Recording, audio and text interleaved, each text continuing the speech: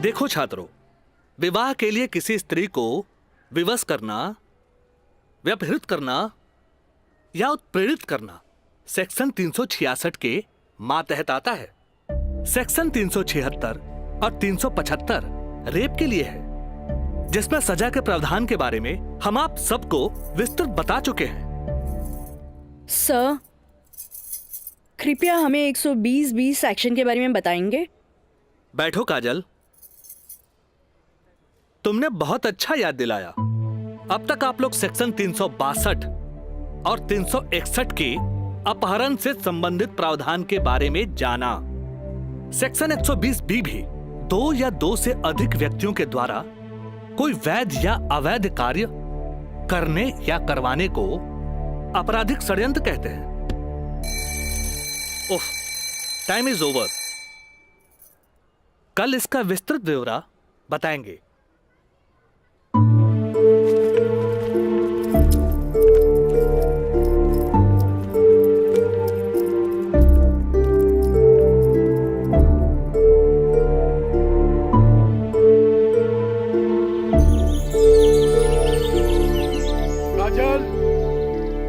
काजल, काजल, काजल। जी पापा।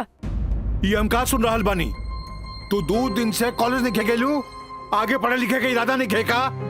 तू अच्छी तरह से जाने लू के खानदान में ग्रेजुएट से कम पढ़ल लिखल के अनपढ़ गिनल जाला। और तू तो अभी तक ले कॉलेज का मुंह न देखेलू, खाली एडमिशन भइला।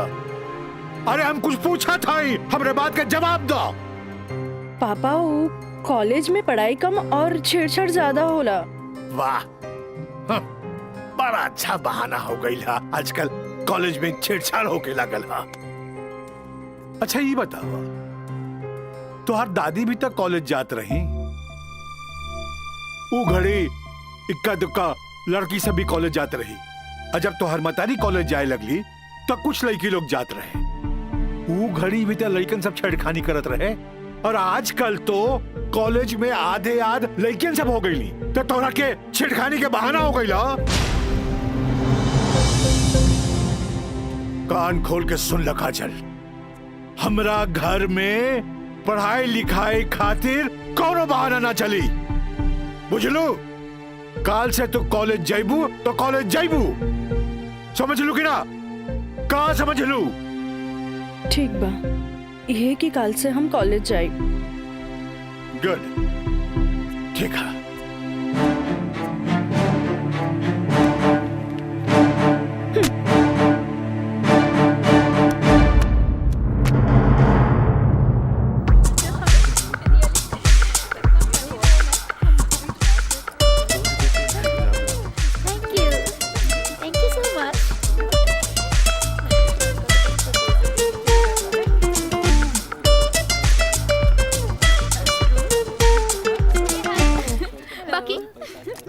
बात है, आज रोज डे के मौका पे पूजा तोहर हाथ में 5 गो गुलाब बा, जेमे की 3 गो पीला और 2 गो लाल बा।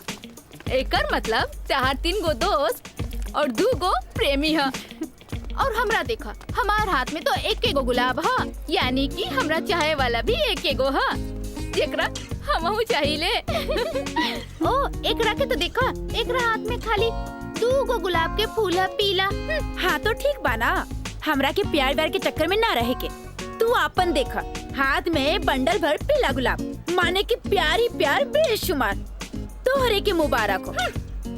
कितना प्यार के बेशुमार करत रहा तोहनी के, बाकी रोज डे के मजा तबे आई जब हमनी के प्यारी प्यारी सहेली काजल आई है।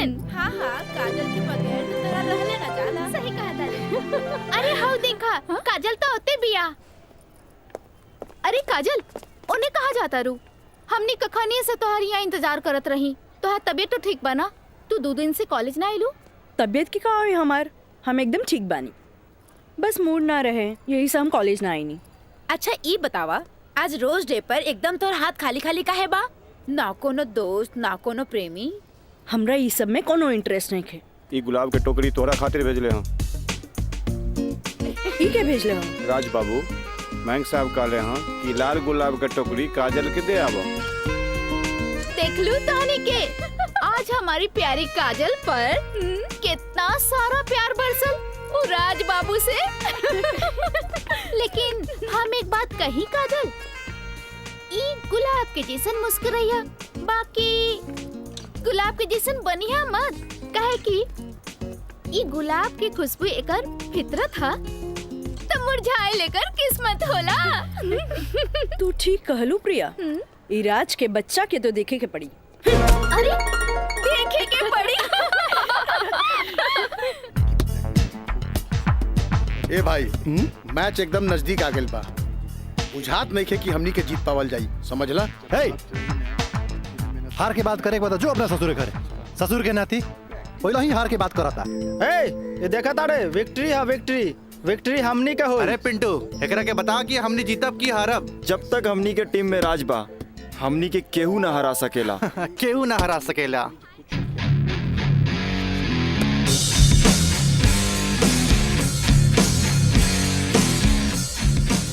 मयंक, हाँ राज, जीत केकर होई? जीत तो हार हुई और के कर हुई। और जीत सिर्फ फुटबॉल में ही ना, प्यार में भी हुई। यही से एक टुकड़ा गुलाब का फूल भिजवा दे रही हूँ। लेकिन यार गुलाब बहुत महंगा हो गया। अरे 500 रुपया हमारे पॉकेट से लग गई। समझ गई नहीं तोर नौटंकी। ई ले 1000। पीछे से आवत भी तोहर प्यार और हम चन्नी बाजार। हेलो काजल। हाय, एक सेकंड। चलो लोगिन फैन, मैदाने में अब देखल जाई। हाँ हाँ चला चला। राज, तोहरा हम कैसन लड़की दिखत बानी? शरीफ, अच्छी लड़की। गलत। तोहरा जैसन लड़का खातिर हम एक बहुत ही बदमाश लड़की बानी। अच्छा ई बतावा, टोकरी भर फूल भेजे के का मतलब रहे? मतलब ई की दोस्ती और ई प्यार के फूल ह, एकरा मुरझाए मत दिया। ए काजल, अपना दिल में हमेशा दोस्ती और ई प्यार ला जगह बनैले रहिया। ई जन्नत में बनेला, एक एक वो बिखरे मत दिया। रिश्ता जन्नत में बनेला, बिखरे मत दिया। देखा राज, अब तक हम तोहार हर छेड़खानी के नजरअंदाज करत रही, लेकिन अब टोकरी भर गुलाब के फूल भेज के अपन अमेरिकी दोस्त जमावे लगला। तोहरा पता नहीं कि हमार बाबूजी कोर्ट में पेशकार बाड़े और उनका वास्ता रात दिन गुंडा मवाली और पुलिस से होत रहेला, और ई भी जानला वो गुस्सेल भी जरूरत से ज्यादा बाड़े। वो तो हम तारा के देखते बुझ गल रही। वो थोड़ा सा हम तारा प्यार मोहब्बत का दिखा देनी, तू तो हमरा के गुंडा मवाली के लाइने में खड़ा कर देलू। देखा, हमरा ना चाहिए ऐसन प्यार व्यार जेकरा खातिर हम अपन सहेली के बीच में मजाक बन जाई। बड़ा खिसियाइल बिया, पट्टे वाला तो नइखे बुझात, पर हमरा भी तो उहे के पटावे में मजा आवेला जब ना पटे वाला होखे। पेशकार साहब। अरे मिथिलेश, बैठा बेटा।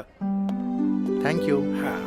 पेशकार साहब, हाईली फाइल अगला हफ्ता के हर केस के तारीख पूरा ब्यौरा के साथ तैयार कर देनी है। भाई वाह, एगो साइंस के स्टूडेंट होके तू सिविल कोर्ट ज्वाइन केला, आ हमार फाइलो तैयार कर देला जी। मिथिलेश, जब से तू यहाँ पर ज्वाइन कैला, हमार कुल काम आसान हो गया। एगो बात कही सर, हाँ, रउआ अखिलेश आ हम मिथिलेश, राउर काम के तो डंका बजिए रहल बा। अब हमरो तो कुछ सेवा करे दी। जानी ले, हाँ? एमे हमरे फायदा बा। एगो क्लर्क होके हमरा फ्री में पेशकार के अनुभव मिल रहल बा। आज ही फाइल तैयार करे में तो तोहरा पूरा दिन लग गेल होई। चला, कोनो बात ना, यहाँ से सीधे घर चले के आ खूब बढ़िया नाश्ता करेंगे। आवा। पेशकार साहब, ये हमरो कहे के रहे कि आज रउवे साथे घर चलब। अच्छा। असल में काजल के एग्जाम नजदीक बा, हाँ, से उनका खातिर कुछ नोट्स तैयार कर ले बानी, जे दे भी देव। अच्छा अच्छा अच्छा, तो यही से काजल के फोन आए रहे कि आज लिट्टी चोखा बनौले बानी। मिथिलेश बाबू के भी साथे ले ले आई जी। है। ठीक बा, चला चलिए।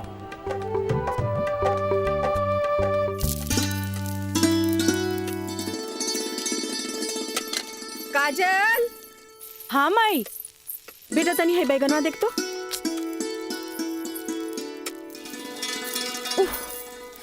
तोर भरता बन जाए ना, तनी दोनों जने के प्लेट में डाल के दिया। ठीक बा माई, तबले हम चाय लेके आवा तनी।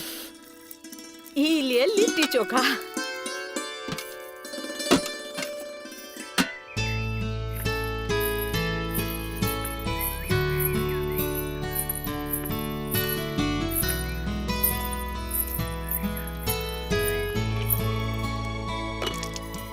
का काजल, कैसन बारू? हम ठीक बानी। नोट्स लेनी की ना? अरे कैसे ना लेती, तहरा हाथ के पंजाबियन के भी फेल करे वाला बैंगन भरता जी खाए के रहे। ठीक कहला मिथिलेश, अपने काजल के हाथ के बनावल भरता के कारण ही सगरो रिश्तेदार के आवन जावन लागल रहेला जी।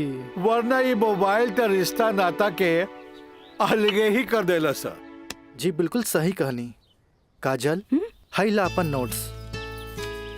हमार अंदाजा है कम से कम इमे से 2-3 सवाल तो जरूर आई। अरे खा भी मिथिलेश, लिट्टी ठंडा हो जात बा। जी।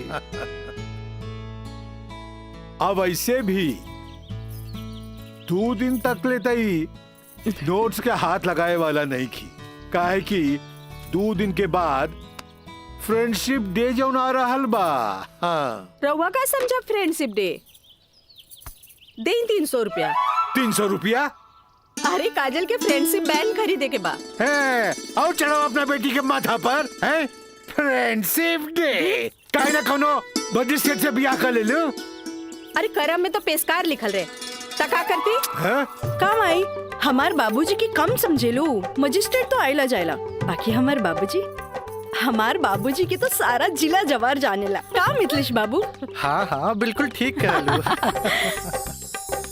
ये दोस्ती हम नहीं तोड़ेंगे, तोड़ेंगे दम मगर तेरा साथ ना छोड़ेंगे।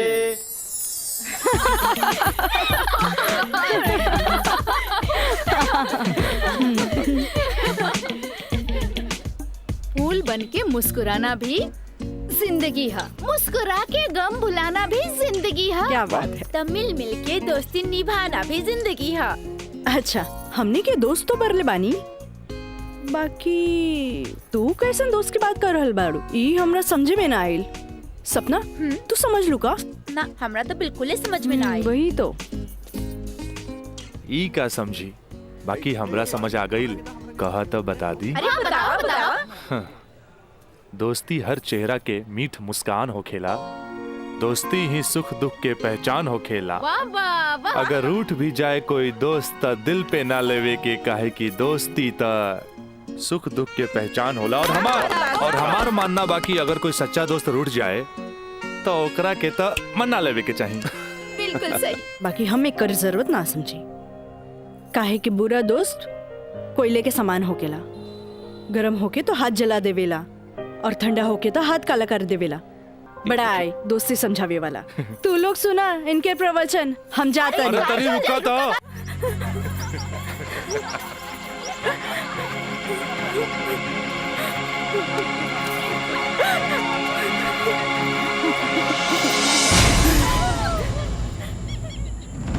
ये काजल, तोरा परेशान होके के जरूरत नहीं खे।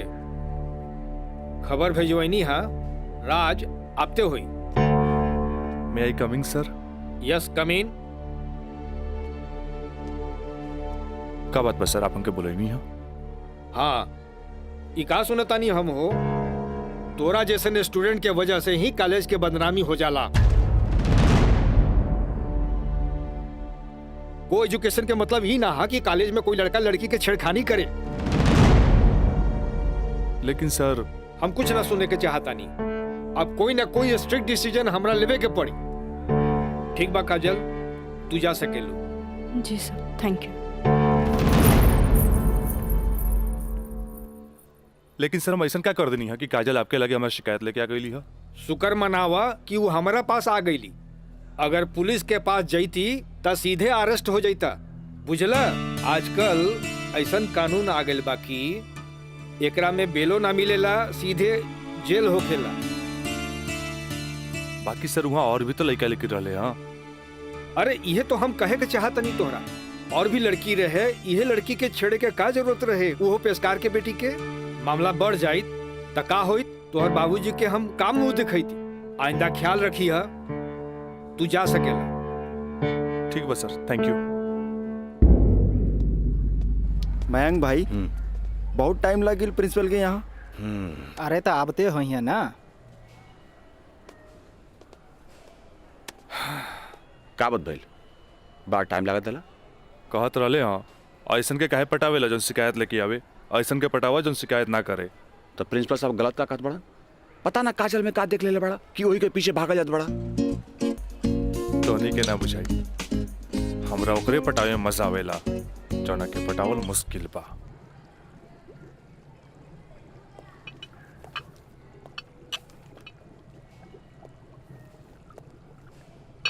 क्या हो रहा है? जी सर। ए पिंकी, हाँ रिटन एग्जाम तो बढ़िया गए, बाकी लागत है कि प्रैक्टिकल तो हमरा ले डूबी। हमरा तो बहुत बढ़िया बा, बस एकरा में से नापे के बा और एमे लिख लेवे के बा। अच्छा बतावा का करी, इसमें का डाली? एकरा में ई एसिड डाला। ये हाँ पक्का? हाँ।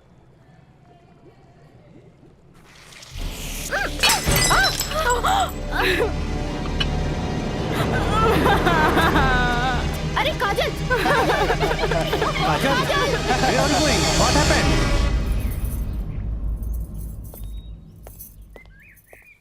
प्रणाम माँ जी। प्रणाम, बैठा।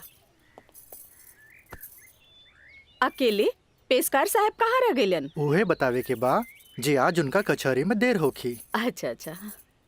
काजल के आज प्रैक्टिकल के आखिरी एग्जाम रहे, से पूछे के बा कि एग्जाम कैसन गईल।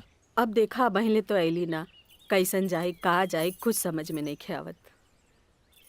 अभी औते हुई ई देखा। अरे का? अरे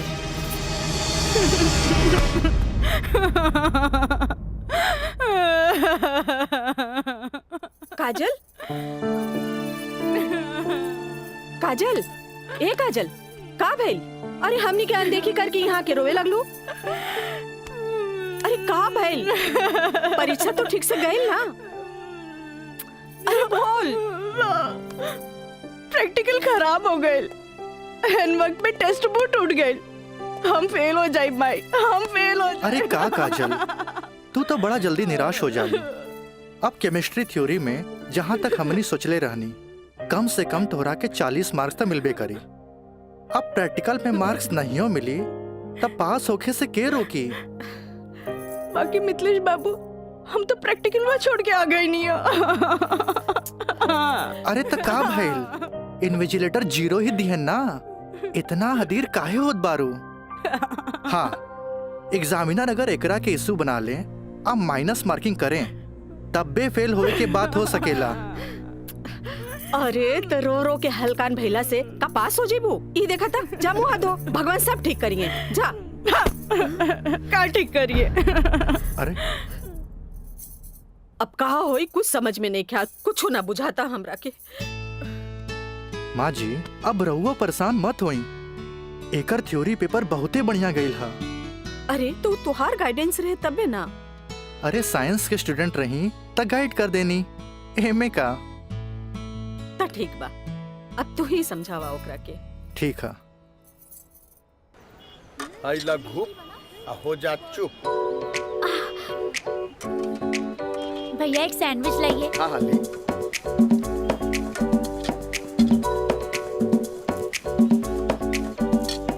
मुझे भी तो दो, और तीखा बा। भैया जल्दी से दो ना, मुझे भी। लेकिन छोला थोड़ा ठंडा हो गया है ना? अच्छा बा, ठीक बा। भैया रायदा, अब हमरा के चाहिए बस। अरे खाना यार, कहे अभी से एग्जाम में फेल हो गए का? हाँ, कहे चिंता में बड़ू हो? हाँ, चिंता ना रही का, थोड़ा नहीं के। Excuse me girls. काजल, तू तो बुझाता कि अभी लेख हमरा से नाराज बाड़ू। अरे नाराज तो हम हो रही तारा से, और हमरा हमार दादाजी के सिखावल एगो बात याद आ गई। कोई भले ही बोए तोहरा ला काटा, तू बोए ओकरा ला फूल। देखा काजल, तू तो प्रिंसिपल साहब से जाके हमार शिकायत कर देलू, पर हमरा हमार दादाजी के सिखावल उ बात याद आ गई। भाई तो उनकर पोते नू, हम जकरा चाही लेनू ओकर पूरा ख्याल रखी ले, है ना? देखा है ने, और ये बात के पता तोरा बड़ा जल्दी लग जाई, बुझाइल? गर्ल्स, आप लोग के रिजल्ट आ चुकल बा। अच्छा, और ये क्लासरूम में आप लोग का रिपोर्ट कार्ड बांट रहल बा। जाई चल चल जल्दी जल्दी चला। अरे जल्दी चला।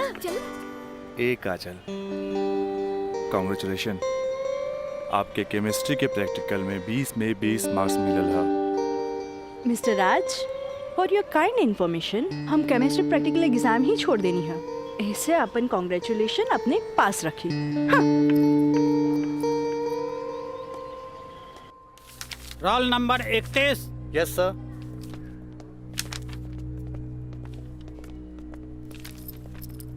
Roll number 32। Thank you sir.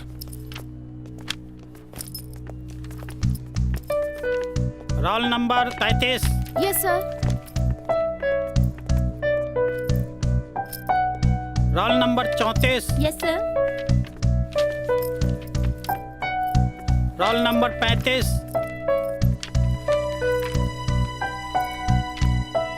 Roll number 36।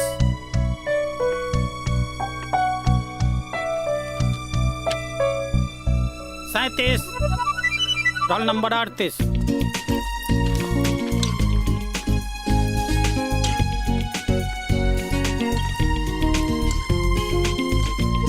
है ना? देखा है ने, और ये बात के पता तोरा बड़ा जल्दी लग जाए, बुझाइल? ए पिंकी पूजा, हाँ का ई देखना, हाँ? हमरा के सच में केमिस्ट्री प्रैक्टिकल में 20 में से 20 मिलल। ई जरूर राज के कारनामा है, काहे कि ये इन्विजिलेटर शर्मा जी ओकर बंगले पे तो ठहरल रहलन। ओह, हाय मैं मर जावा। अगर तोहरा जगह पे हम रहती ना, तो राजा के तो रानी बन जाती। जा बन जा। तारा के देख के ना एगो बात याद आ गई। इया कहे धिया धिया, धिया कहे चिया चिया। एक हुआ जौन तारा पे जान छिड़केला, और एगो तू हा जौन एकरा के ठेंगा दिखावत थिया। अच्छा चला चला, हम तो परीक्षा में पास हो गए नी, ये हमरा खातिर बहुत बड़ा बात बा। पापा देखिए तो बहुत खुश हो जाइए। हाँ चला चला चला।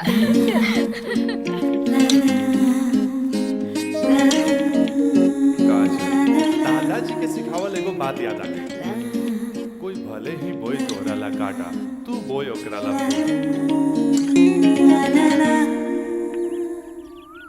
ई ले, अरे भाई अपोजिट टीम आ गई बा, हमनी के का होई? अरे आ गेल त का भइल हो, अभी तो टाइम बानू मैच में। टाइम बा का एहिजे बैठ के टाइम पास करबा।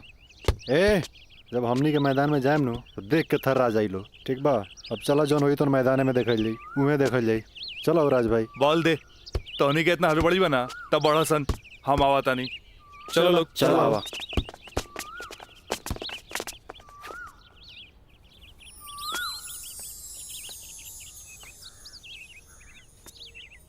सुनो,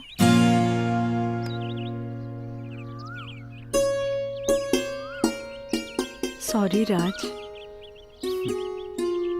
हम तोहरा के गलत समझनी, लेकिन तू तो सच में दिल के राजा बाड़ा। और तू ये राजा के दिल के रानी। ए काजल, हम तारा के बहुत चाहेनी।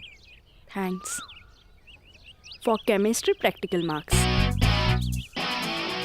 व्हाट्सएप नंबर मिली का? व्हाट्सएप? हाँ ठीक बा, ले ली। 8291 71 7752। 8291717752।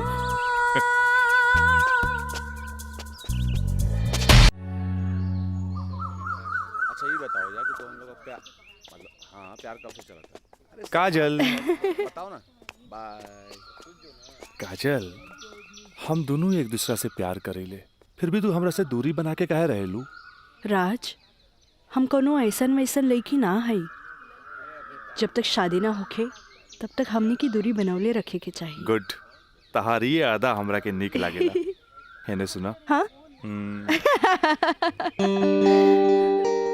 देखा राज, तू हमार कोनो फायदा ना उठा पाई बा। एक मिनट हम आता नहीं।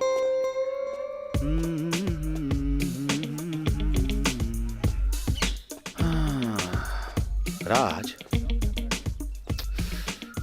यार एगो बात बताई।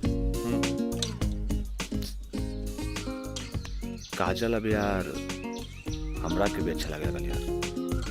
हम एगो बात बताई। तू हसुआ के बिया में खुरपी नियन गीत मत गो। वो तो और भाभी लागी। का लागी? भाभी। चल।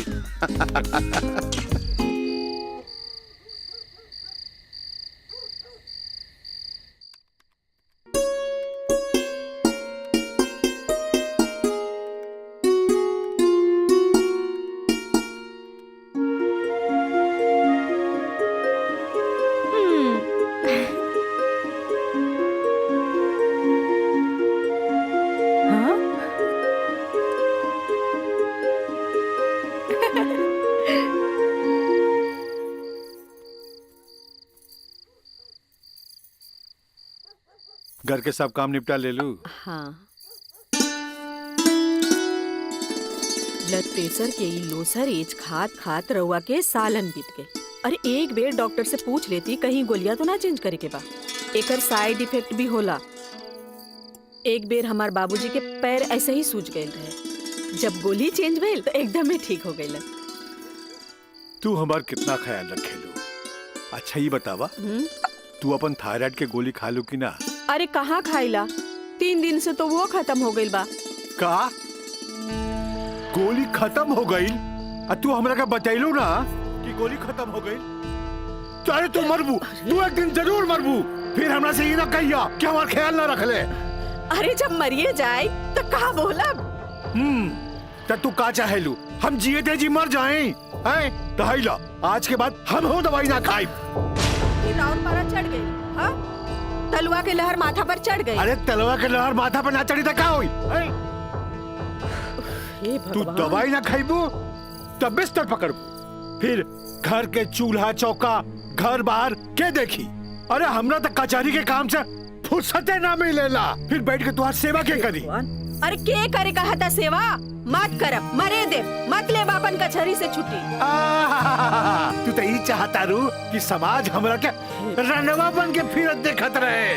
हे भगवान माफ करी हमरा के। अरे तू हमरा के माफ करा। जाई। अब हमरा कोनो जुगाड़ करे के पड़ी। काजल। हाँ काजलवे के माथा चाटी। काजल, काजल जी का करता रू? पढ़ाई करत रही, वो इंटरनेट से कुछ नोट्स लेत रही। ठीक है काजल, तो क्या हमार क्रिया आज से तो हाथ ड्यूटी है कि तू अपना माई के रोज भोरे भोरे थायराइड के गोली देबू। अरे वो तक खुद मरी है और हमने सबके भी मार दी है। कॉलेज जायलू ना? जी बाबूजी, लाइब्रेरी में पढ़ाई खातिर कल संडे है, फिर भी हम जाए। ठीक ना बाबूजी? Good, very good. ऐसा ही पढ़े के चाहिए, तब तरक्की करबू।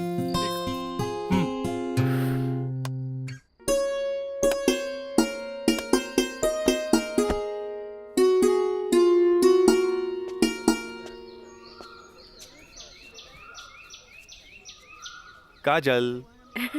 Thank you. काजल, हम दोनों एक दूसरा के बहुत चाहिए।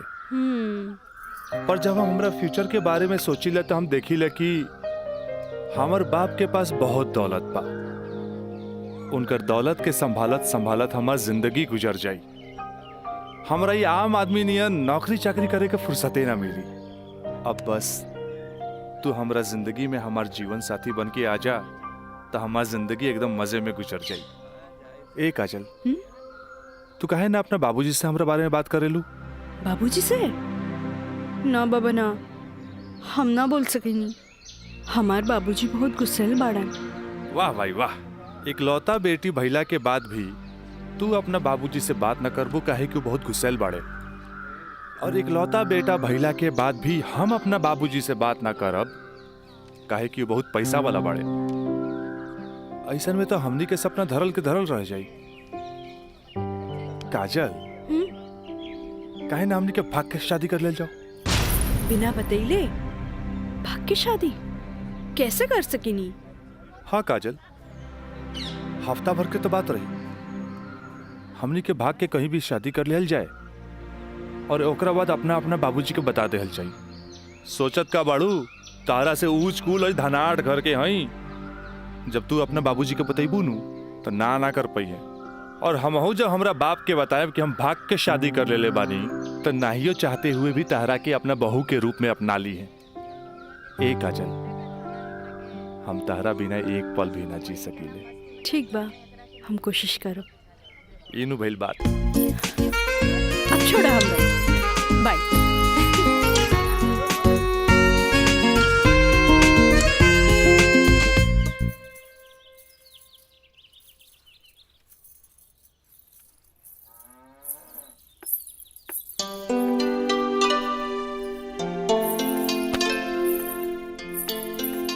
काम आई तोहरा से आराम नहीं के होत का? जब देखा काम का सिर्फ काम ही करबू। हमारा आराम के छोड़, ई बता हमरा से तोरा के का काम पड़ गई जे हमारा आराम के सोचे लगली? काम आई, हम तो हमेशा सोचनी ना माई। कॉलेज से एक हफ्ता एक्सकर्शन खातिर हमनी के हजारीबाग जाए के बा। हम डैडी से ये बात नहीं के बोल सकत, परमिशन दिला दे ना माई प्लीज। हमरा के मजौवा के समझ ले ली का? हाँ, अरे हमहू ग्रेजुएट बानी। ई होली में तोरा के कौन कॉलेज लेके जाता? वो होली तो मार्च में पड़ी, अभी तो फरवरी चल रहा बा। एक के हफ्ता की तो बात बा माई, प्लीज माई प्लीज।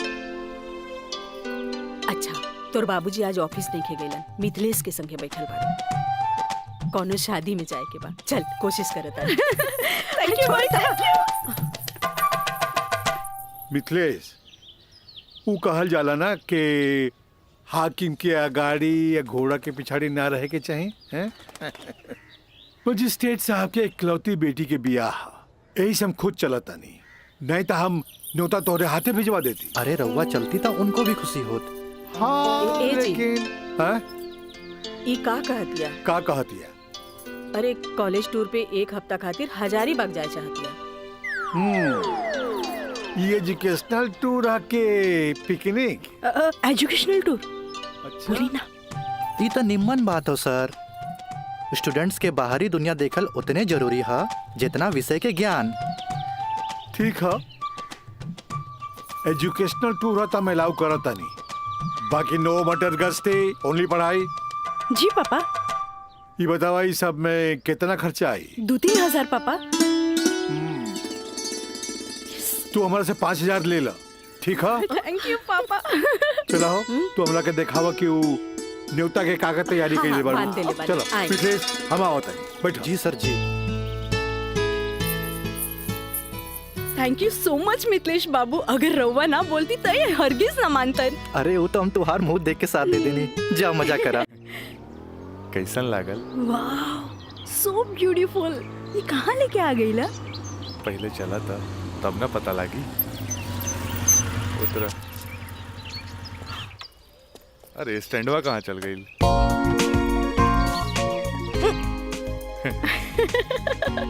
बड़ा धांसू सजीले बा। हाँ चला चली। आता दा। कहाँ जाए के है? इधर। हाँ, इधर जगह तो बड़ा झकास बा। का यार राज, कब से हम तुम्हारे इंतजार करत बनी, इतना लेट कर दला तू? मयंक, राज, मयंक यहाँ? हाँ, एकरा पहले भेज देनी। इस सारा जे तामझाम बा, इस सब के अरेंजमेंट के करी। यार तो हम लोग का शादी खातिर एक विद्वान पंडित से बात कर ले बानी, और देखा तोहनी के आराम खातिर यहाँ सारा साधन सुविधा मौजूद बा। और हाँ, हनीमून खातिर स्वीट रूम भी बुक कर ले बानी। और देखा अब हम निकलता नहीं, कहे कि हमारा के मंदिर जाए के बा, और मंदिर जाके पूरा शादी का सामग्री लेके आके बा। बाप रे, इतना सब तैयारी।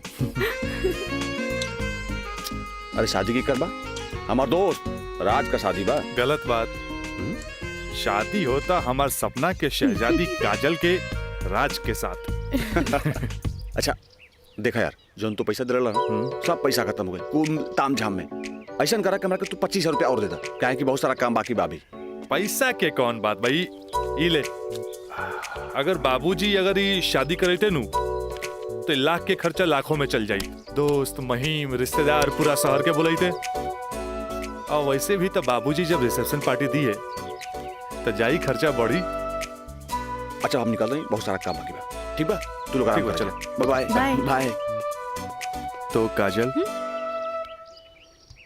अब तक गला लगेबू नु यहाँ तो यहाँ के जाना था हमनी के। ओ Raj, I love you. I love you too. जुबान निकालिए, बंद कीजिए, ठीक है।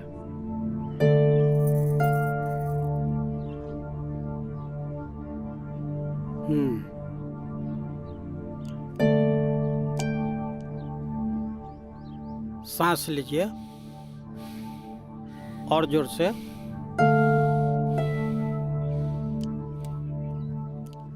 घबराए के कोई बात नहीं है। ऊपर के बीपी थोड़ा बढ़ गई है। अच्छा। से लागता कि काम के प्रेशर ज्यादा बा।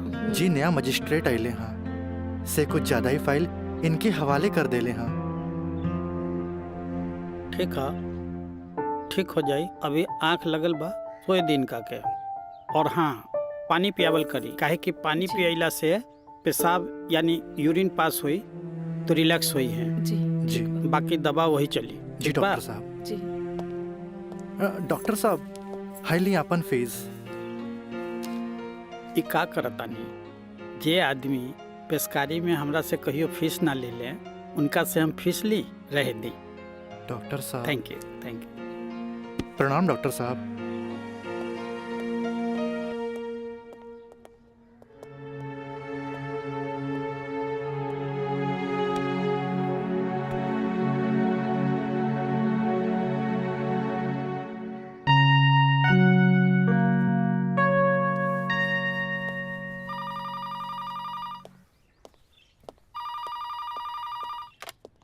हेलो, हम काजल बोले तानी।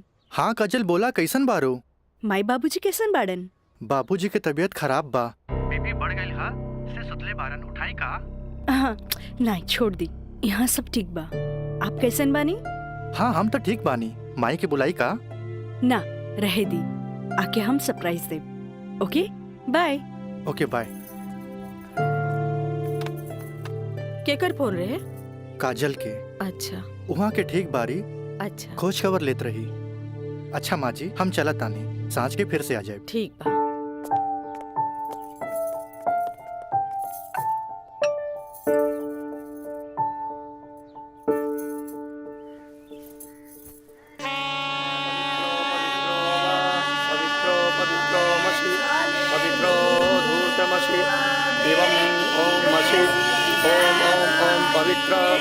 पवित्राः केशवाय माधवाय सर्वेश्वराय अपितु स्वाहा तत्पुरुषाय स्वाहा।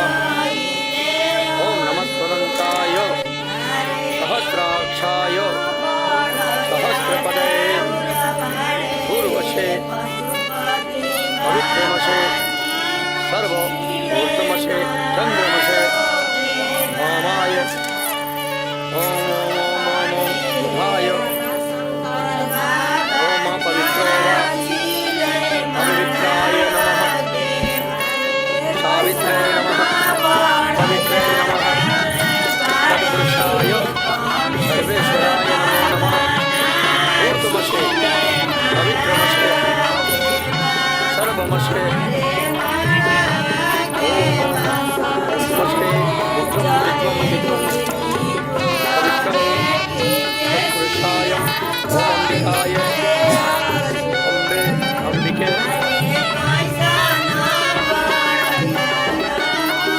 राजलाय राजाय नमो नमो नमो नमो विवाह संपन्ना भवतु।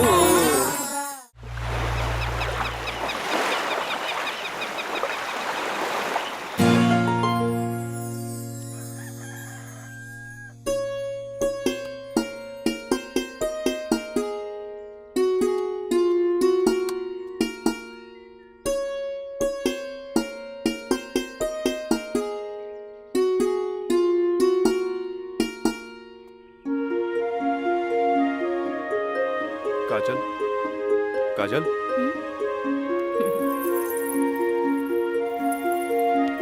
Good morning. Good morning. उठे के मन तो हमरो ना करत रहे, पर खाली सुतल रहला से जिंदगी ना नु चली। चाय ले लो। हैं? गर्मा गर्म चाय। मयंक, अपने हाथ से बनेले बन ए ए ओ कुछ ना, सिर्फ भाभी खातिर और ई गर्मा गर्म चाय। काजल, इस शादी ब्याह में कुछ ज्यादा खर्चा हो गई। हमरा घरे जाए के पड़ी। वो कहा कि अपना बाप से कुछ पैसा भी ले ले और उनका के इस शादी ब्याह के बारे में बता के पटा भी ले। आखिर तहरा के ले जाके उनका आशीर्वाद भी तो दिलावे के बा। लेकिन तबले हम कहाँ रहब? अरे यहाँ रहबू, तहारे देवर बानू मयंक। हाँ? का मयंक, भाभी का ख्याल रखबे ना? बिल्कुल बिल्कुल ख्याल रखब। ये ले पैसा। अरे और वाह। यहाँ के सब बिल उल चुका दिए। बिल्कुल भाभी, टेंशन ले लगा, कोनो जरूरत नहीं के, हम बगल वाला कमरा में बाड़ी। और हाँ, तू चाय पी के फटाफट फ्रेश हो जा और जन खाए पिए गई ऑर्डर दे दिया। ठीक बा। और हम रात के छोड़ के यूं आवता नहीं। तू चल, हम आवता नहीं। चल। ए काजल, अरे हैने आवा। कल साझे लिख के तो बात बा, हम यूं गई नहीं यूं आई नहीं। और वैसे भी अब तहरा बिना हमार मन कहा लागी। अब जाई भी और जल्दी आई। ठीक बा।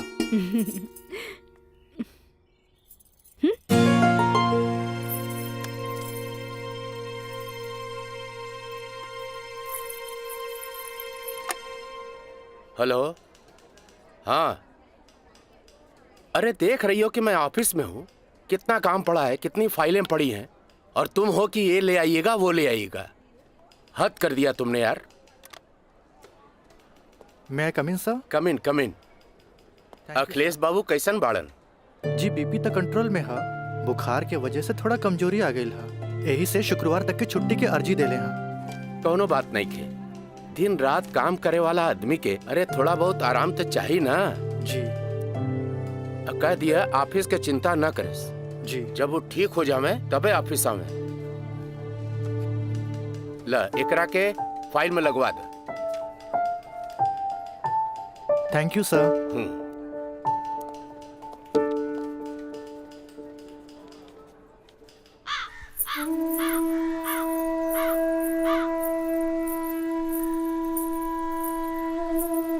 अरे भाभी, आइए बेटी। भाभी, क्या बात बा? बड़ा परेशान लागत बानी। हम राज के फोन लगा लगा के थक गए नहीं। कभी डेड टोन मिले था तो कभी आउट ऑफ कवरेज एरिया। तोरा पास उनकर कोनो लैंडलाइन नंबर बा? ना भाभी, और हम उनका दूर नंबर पे फोन लगा के थक के हार के बैठ गई। हैरानी की बात तो ये बाकी कि गैला के बाद ना कोनो खबर, ना कोनो कॉल, ना कोनो मैसेज। भाभी तू टेंशन मत ले, हम अपने को दोस्त के भेजले बानी, और जैसे ही खबर मिला था सबसे पहले हम तोरा के बताई। ठीक बा, हम अपन कमरे में बानी। अरे भाभी, घबराए कोनो बात नहीं की, हम बानी ना।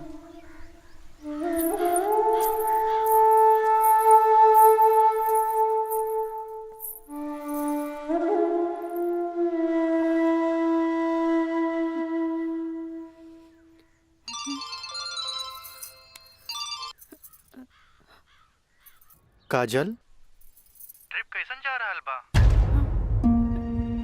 ट्रिप ठीक बा। का बात बा? तोहार आवाज में खनक नहीं खे? नहीं, ऐसा कोनो बात नहीं खे। हमार मतलब सब ठीक बा।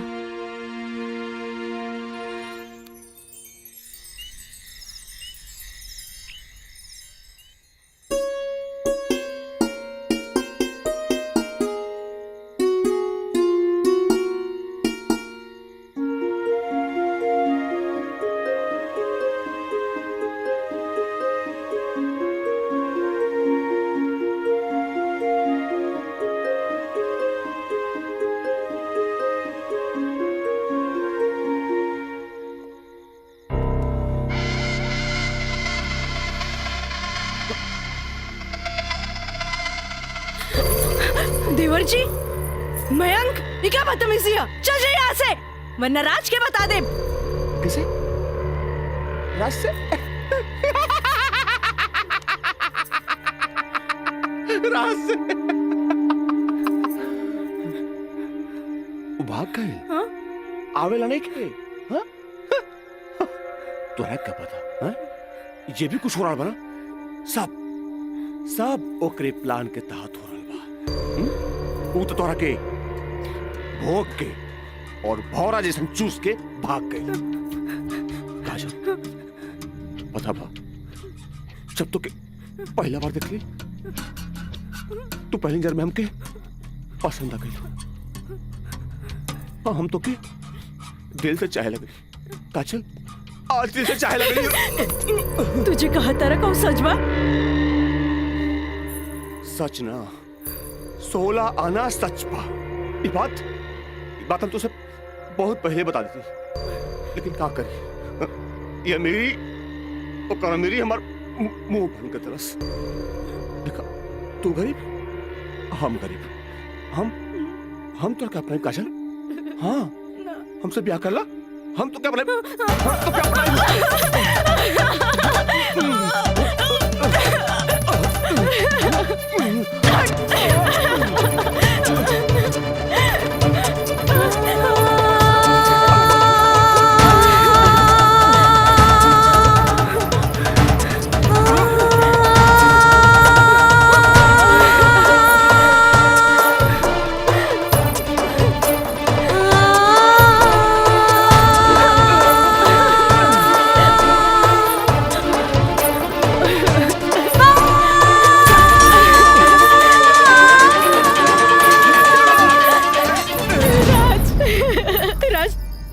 चल गए रे हमरा के छोड़ के। ई महंग तो और काजल के बर्बाद करेंगे चाहत रहे।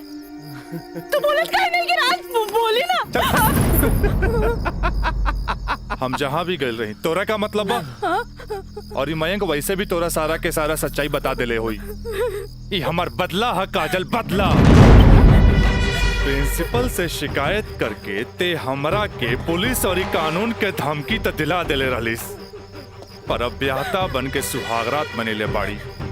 एकरा के छेड़खानी और रेप के नाम तो नानू दे सकेली। भाभी, भाभी देख ले हम कितना गला फाड़ फाड़ के चिल्लाता ली, गला फाड़ फाड़ के चिल्लाता रही। भाभी हमसे ब्याह कर ला, हम तो जिंदगी भर साथ निभाए, लेकिन ना तोहार तो खोपड़िया में औते ना रहल।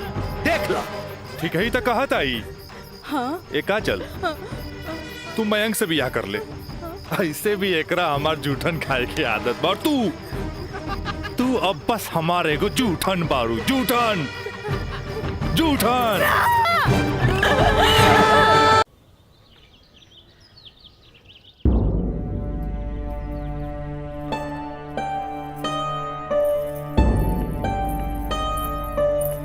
काजल, काजल कहाँ भइल माई बाबूजी के? अरे ये ठीक बाड़न, दवाई खा के सुतल बाड़न। रुका हम उठा देता नहीं। ना माई रहे दे, आराम करी दे।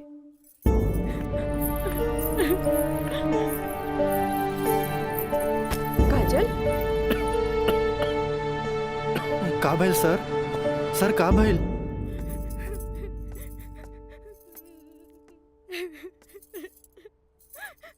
काजल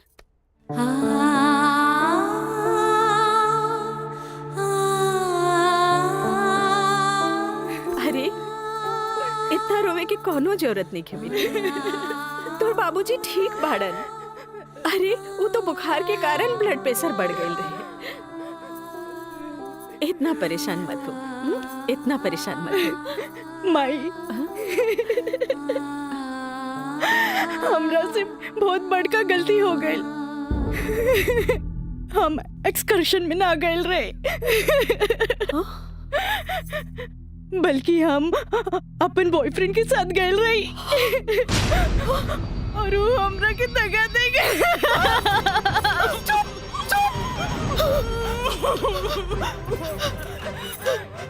सच सच बता, सच सच बता। का भाई तू ठीक तो बाड़ी ना? तू ठीक तो बाड़ी ना? हम ठीक तो ना बानी माई। माई तू हमरा के एक वचन दे कि तू हमरा से दोबारा कुछ ना पूछबे। जो भाई बहुत गलत भाई, बाकी हम अपने आप के ठीक कर ले माई, अपने आप। काजल,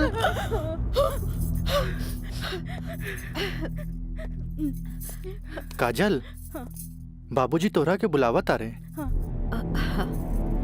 चला।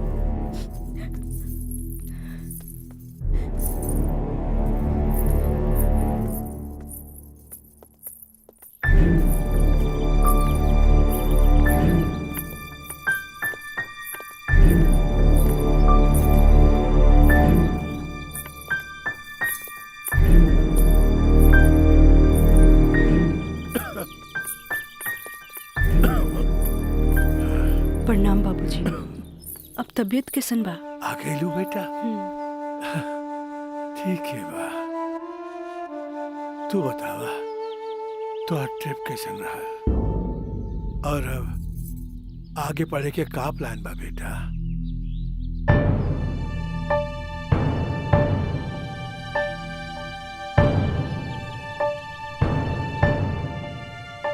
बतैलू ना बेटा। पापा, हम वो साइंस ना पढ़ के लॉ पढ़े के चाहता नहीं। तो ओकरा में का बात है बेटा? विषय कोनो खराब ना होखेला, पर जरूरत है तो ओकरा में अच्छा करे के। अगर तू लॉ ज्वाइन करे के चाहता रहो तो लॉ ज्वाइन कर ला।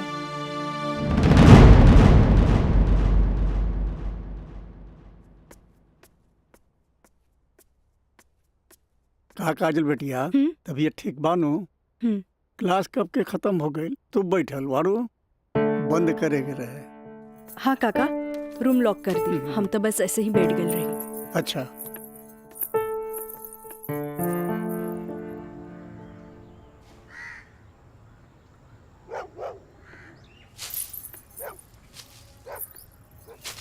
काका,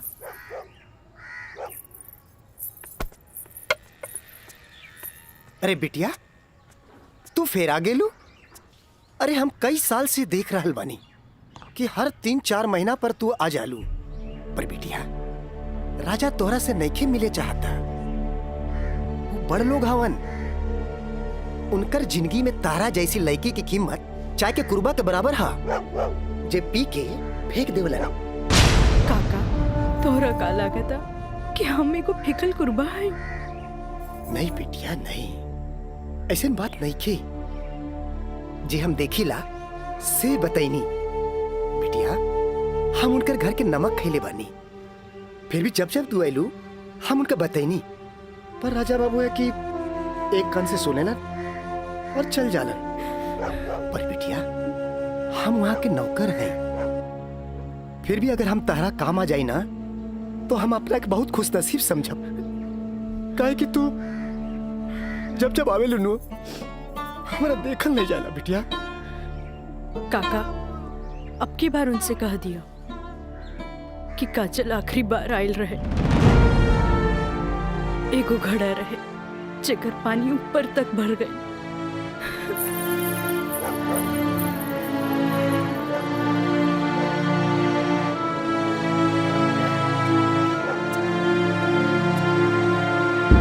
मैडम जी, ये कुछ बिल है।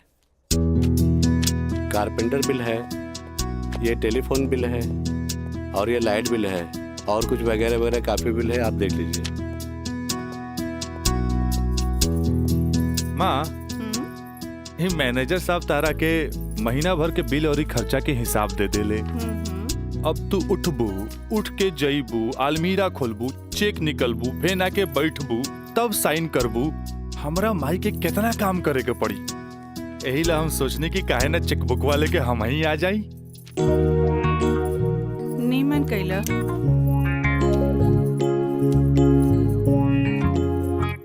अच्छा, तो तू एम्मा अपन 50,000 का चेक पहले से भर ले बारा।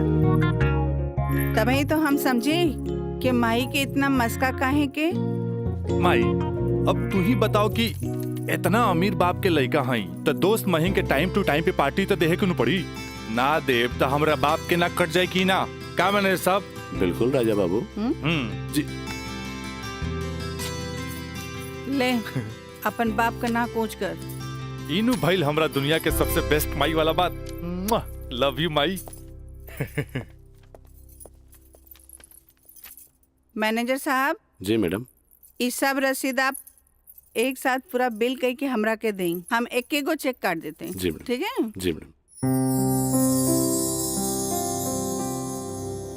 हमरा ई बात के बहुत खुशी बा कि रउआ लोग हमार ग्लोबल कंपनी में इन्वेस्टमेंट करे के चाहता नहीं। ये हमरा खातिर बड़ खुशी के बात बा। बाकी हमरा भी कुछ देखे के चाहिए ना कि हम दिन दुगना रात चौगुना करके रउआ लोग के पैसा लौटा दे ताकि मार्केट में हमार साख बनल रहे। Of course. Excuse me gentleman. बाबूजी, हाँ, आप हमरा से वादा कैले रहनी कि आप हमरा नया कार किन के देब। अब हम खटारा हम ना चलाएं, बुझाइल नु? I want new car, okay? Yes, Raja is right. I am witness. Okay, I will buy car for you. Thank you sir. हम चलता नहीं बाबूजी। तो ठीक बा, रउए कार खरीदा दे। बाकी राउर कार की खर्चा कंपनी के इन्वेस्टमेंट पे दिखावल जाई। Okay, thanks. जेपी साहब, आपका बेटा तो हीरो लगता है। आखिर बेटा के करा हमरे नु। अरे यही तो उम्र में ऐश करे के।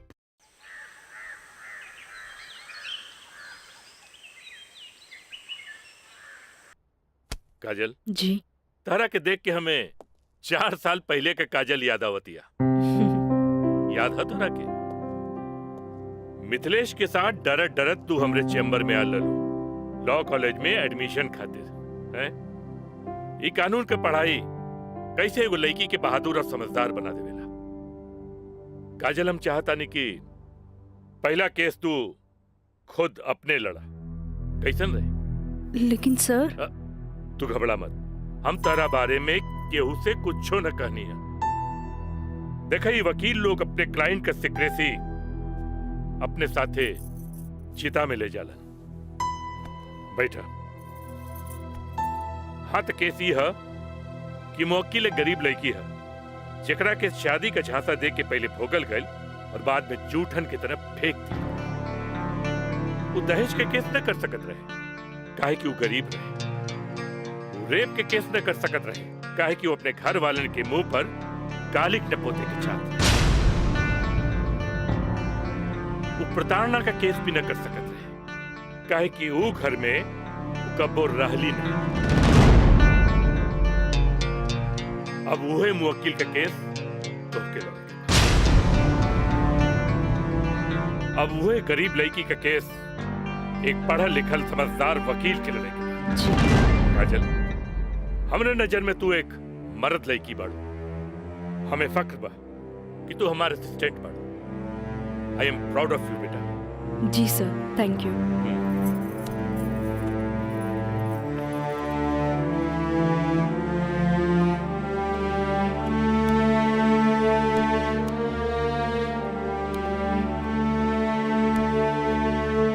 बाबूजी, लड़की हर मोड़ पे डरत रहेली। अकेले होके तो सुनसान से डर, भीड़ में होके तो लोगन के डर, जब हवा उड़े तो दुपट्टा उड़े के डर, केहू घूरे तो ओकरा आग के डर, बचपन में माई बाप के डर, बड़ होके तो भाई से डर। सिर्फ डरत रहेली, तब तक डरत रहेली जब तक ओकरा जीवन साथी ना मिल जाए। और हमार जीवन साथी तो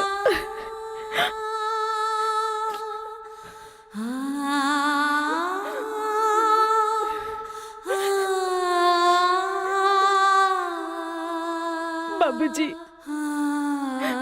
आज हमार पहला केस बा, राउर आशीर्वाद चाहिए। काजल, माई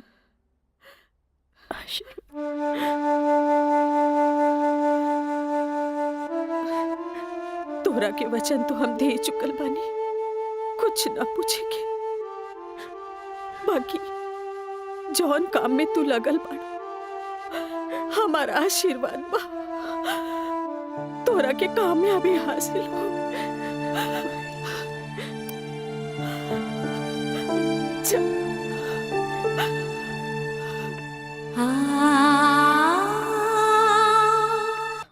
का है वो तुहार दोस्त राजा, वो ना करेगा तोरी मदद। भाई अब हमारा के केहू को मदद की जरूरत नहीं की। खुद नौकरी करे के बा, कमाए के बा, कुछ बने के बा। यही तो हम कहा था नहीं। उम्र हो चलल, नौकरी ना करबे तो कौन बाप अपन छोकरी तोरा से ब्याही? हमरा का, हमार जिंदगी के का? आज है कल ना रहा, फिर बहुत हो गया भाई, चल पैसा दे। दे पैसा। तोरा से मुंह लगाए बेकार है। पैसा पैसा पैसा। हाँ हाँ दे। देता नहीं।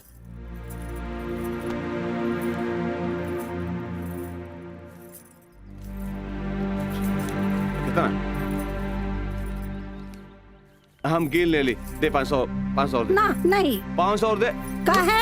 3,500 चाहिए। देनी ना। चल अब ठीक काहे मांगता रे? चल। जा, पैसा चाहिए। एक बात कही, तू दुनिया का सबसे अच्छा माई है। चल मैं चलता रही।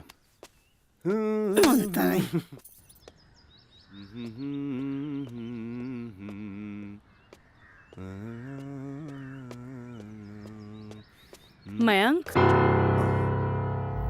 काजल, तू इतना दिन बाद यहाँ? हमरा तोरा से कुछ बात करे के बा। चलो कर बेटा। यहाँ ना, चलो कॉफी डे में बैठल जाए। Coffee day? अरे सोचा मत, हम पियाई कॉफी तोरा। चल ठीक। चलो।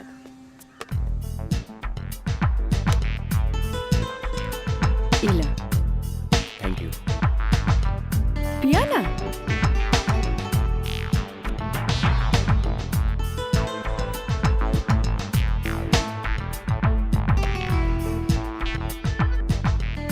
काजल, आज तोरा के यहाँ देख के बहुत अच्छा लगा था।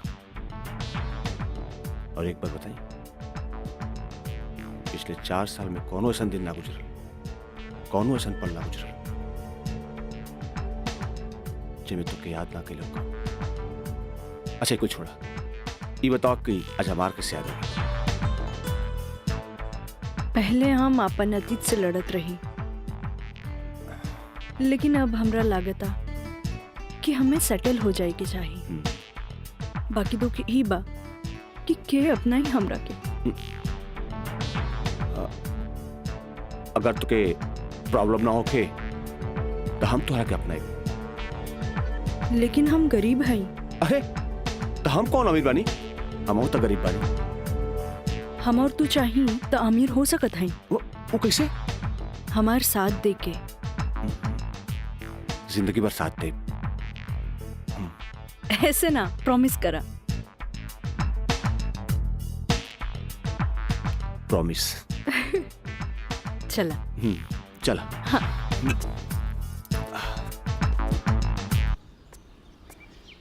मिथिलेश जी, कोनो देर तो ना भइल? अरे ना बाबा, पहले ई बतावा भइल का? मयंक से साथ देवे की वादा ले लेनी है। अब तू अपन मिशन में कामयाब जरूर हो जाएगी। आगे देखी, लेट्स गो। सुनी, एगो बात कही, सब कुछ जलना के बाद भी आप हमें हेल्प करत हैं, ऐसे हम कबो ना भूल सके। पहले तो ना, पर अब सोचे लगनी है कि जिंदगी के हर लम्हा में आपकी जरूरत पड़ी। चल आप चली, तोरा घरे छोड़ दी।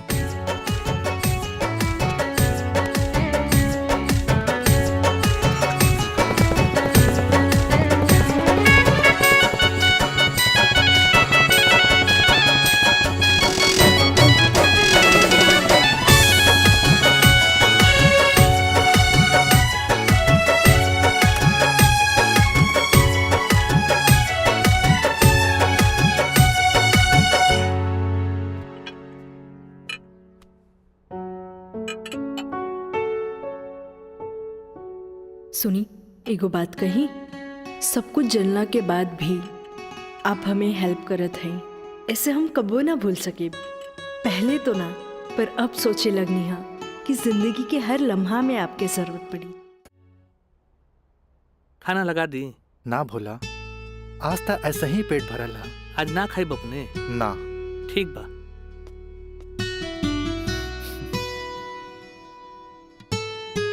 मैं पंडित देवी दत्त शर्मा। का कहनी है? देवी दत्त शर्मा।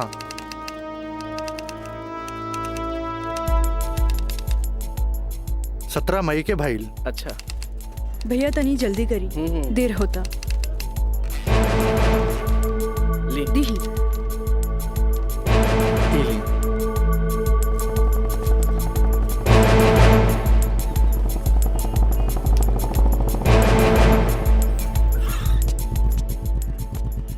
आ गए नहीं टाइप करा के? जी। लाइन लाइन दस्तखत हम कर दी। एली।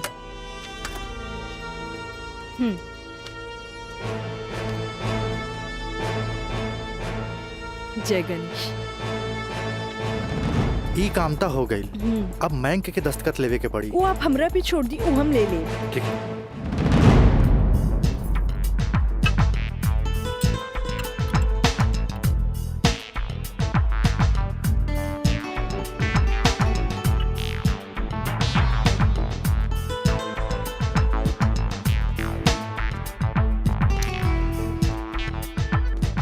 हेलो। हाय। सॉरी यार, आवे में थोड़ा लेट हो गया। अच्छा यही देखा, हम तोरा खातिर का लेके आइल बानी। अच्छा पहले चाय पिया। इला।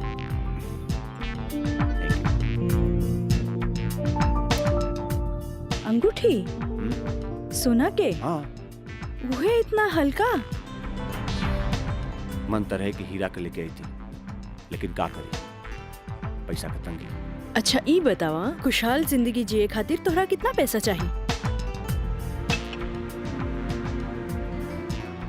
20 लाख। अगर हम तोहरा पूरी 50 लाख दी तो कैसन रही? वैसे ही रही, समझ ला अनार के आंख मिल गई। तो चला फटाफट ई पेपर पे साइन कर दे।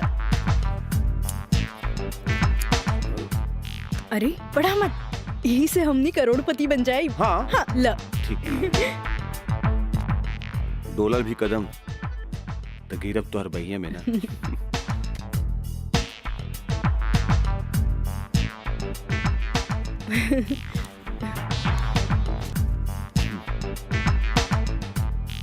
आज से हमनी का नया जिंदगी का शुरुआत। रोमांटिक रोमांटिक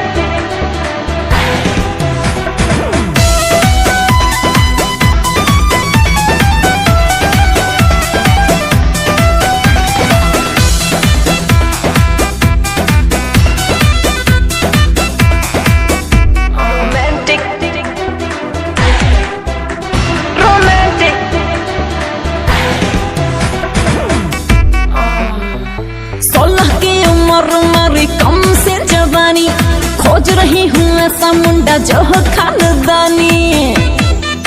हाँ 16 की उम्र मेरी कम से जवानी, खोज रही हूँ ऐसा मुंडा जो हो खानदानी। इंग्लिश नहीं चलेगा, ना चलेगा हॉटी, तो कैसा चलेगा? रोमांटिक रोमांटिक रोमांटिक रोमांटिक मर्द से करूंगी मैं शादी, तभी तो साले साले बढ़ेगा आबादी। रोमांटिक मर्द से करूंगी मैं शादी। मीना, मंजू, रेखा, कस्तूरी के डांस देख के कुछ समझ में आयल? अरे सरकार के देख के बाजार बदल जाला, बाजार के देख के साहूकार बदल जाला, आ घोड़ा के देख के सवार बदल जाला, शिकारी के देख के शिकार बदल जाला। ऐसे ही मेहमानों के बदले पे सत्कार कभी बदल देवे के चाहिए। अरे पहले के जमाना कुछ और रहे कि मर्द नाजो आदा पर लुट जात रहे, लेकिन अब जमाना बदल चुकल बा। आज के जमाना के मर्द सबके कमर तोड़ नाच पसंद आवेला। जितने कमर हिलेबू और सीना झटकईबू, मर्द उतने जल्द तोहार दीवाना हो जाए। दिखाओ करके। अरे ऐसे ना, ये देखो। कस्तूरी बाई, कस्तूरी बाई। चाहे नसीब चाहे नसीब। तक लिया। बहुत दिन बाद तशरीफ लेनी राजा बाबू। भला ऐसे भी केहू केकरो भूल जाला। आए बैठे।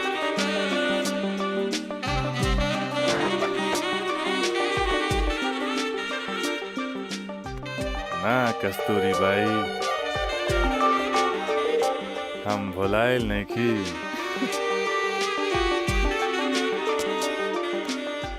वो तो बस हमार शादी होके वाला बा, ओकरे तैयारी खातिर हम अपना माई के संगे खरीदारी में बिजी रही। फुर्सत पाते तहरा लगे आ गई नहीं। अच्छा एगो बात बतावा, कौनो बेहतरीन डांसर बा हमरा बियाह में नाचे खातिर? बानो एगो नया परिंदा बा। हाँ। मंजू, राजा बाबू का उहाँ ले जा जहाँ आज निराली का प्रोग्राम होता। आई जाए।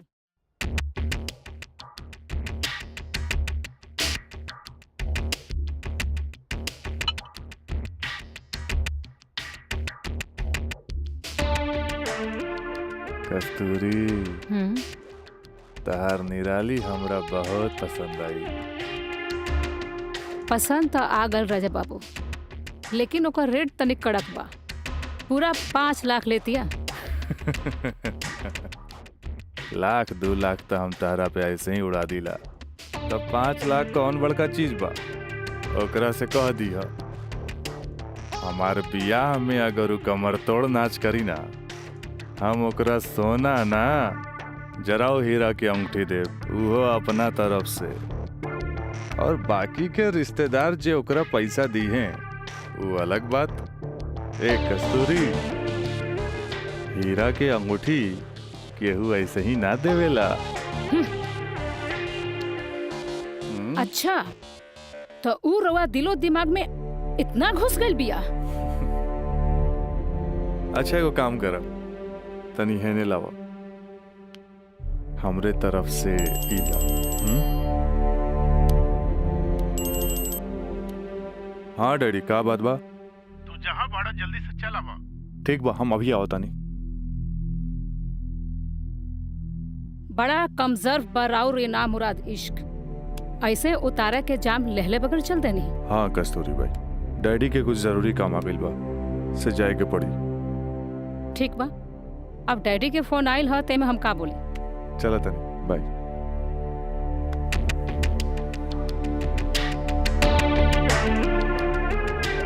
हीरा के अंगूठी तो दे गई, लेकिन तेरा दिल में गड़ल निराली के तीर निकाले के पड़े।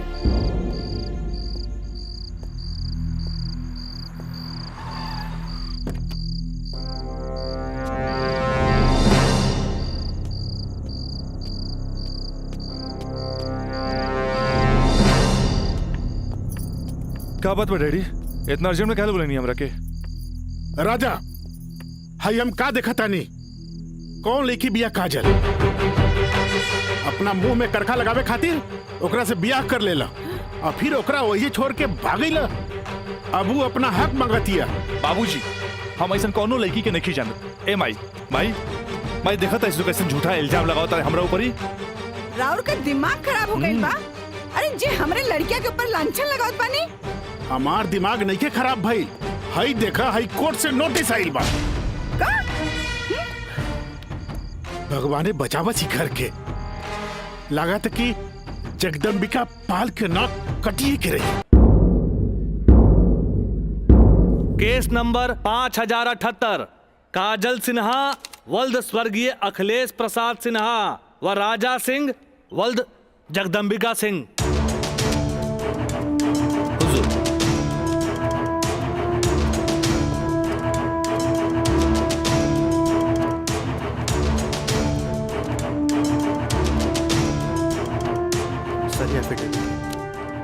केकर? गवाहन के। अच्छा ठीक है, चल बेटा। मिलॉर्ड, असल में ये एक अमीर आदमी के प्रताड़ित करे वाला केस है। साथ में पढ़े वाला 2 बालिग दोस्त के आपन मर्जी से हम बिस्तर होए के केस है। I object milord. हमार फाजिल दोस्त एकदम बेकार का बात कर रहा बड़न। सच्चाई तो यही है कि हमार मुवक्किल काजल का बिया राजा के साथे बाकायदा मंदिर में भैल रहे, और यह 2 गवाहन के एफिडेविट, एगो राजा का सबसे खास दोस्त मयंक और दूसर ब्याह कराए वाला पंडित। आप देख ले।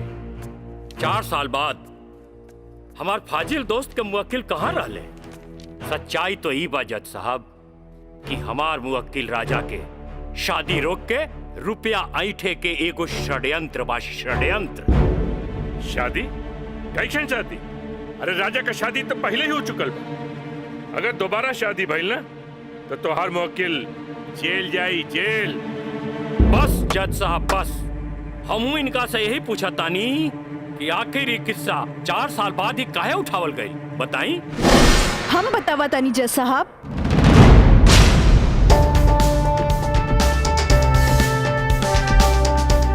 हम बताई।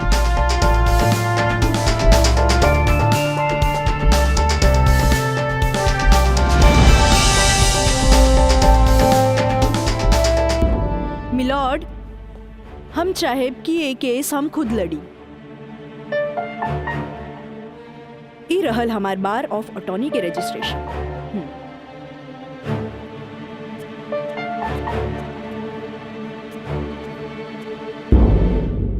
ओके, you can proceed. Thank you sir. आशीर्वाद दी। खुश रह।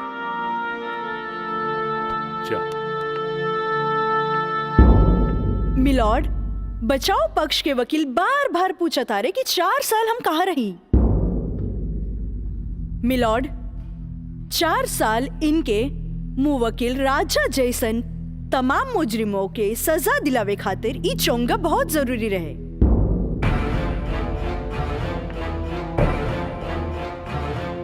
मिस्टर हैदर काज़मी साहब, अब समझ में आयल कि 4 साल हम कहाँ रही कि और डिटेल बतावे के पड़ी। तो मिलॉर्ड, हम केस के स्टडी खातिर हमरा के कुछ समय चाहिए। हाँ, कोर्ट इंस्ट्रक्ट करती है कि राजा की शादी रोक दी जाए जब तक कोर्ट का फैसला न हो जाए। बचाव पक्ष के वकील की रिक्वेस्ट पर यह कोर्ट मुअत्तिल की जाती है।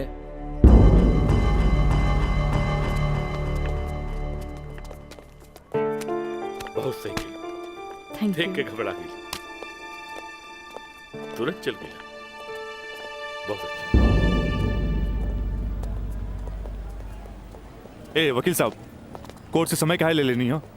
तका करती तू हमरा के बतेबो ना कैला कि लड़की खुद वकील बिया। अरे तय से आपके का फर्क पड़ी? तू का समझबा कि हमरा का फर्क पड़ी? उ लड़की के आईपीसी आदि कानून के सब धारा मालूम हुई। एक खातिर हमरा के जीरा में सावधानी बरते के पड़ी। खैर तू चिंता ना कर, अब अगला तारीख लेवे दा हमरा के। वकील साहब, अगला तारीख रहुआ जल्द से जल्द ले लिहल जाओ, और रहुआ पैसा के चिंता एकदम न करब। हम पैसा के चिंता ना करब, अगला तारीख जल्दी ले ले हम। चलो चलो बाबूजी, चलो चलो।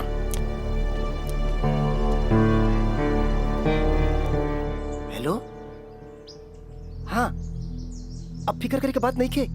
अरे तहार काम हो जाई, हम समझ गए नहीं, एकदम में समझ गए नहीं। हाँ,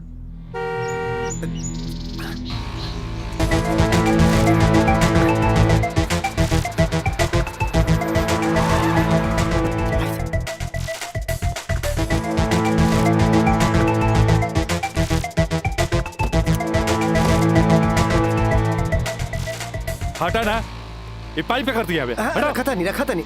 हाँ,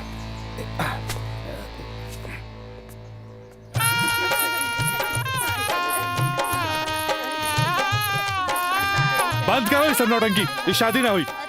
अरे हटा ये सब, हटा। अरे ऐसे ना शुभ बात काहे करता रहा? हम सही कहा था नहीं भाई, अभी भी यहाँ ना हुई। अरे ही का? अरे तो हर दिमाग खराब हो गई लगा। बियाह करे से पहले हमरा से पूछ लेना रहा का? का जरूरत है ऐसा बियाह करे के? का करती? वैसे ना मानत रहे हम कानून से बचे के खातिर बियाह के नौटंकी कर देनी। तो जाके ओकरा बुला करके घर लिया बा। अरे बाबूजी, अगर ऐसा ला के खड़ा कहीं नू तो ऐसा कितना पतों से तारी घर भर जाई बुझाइल।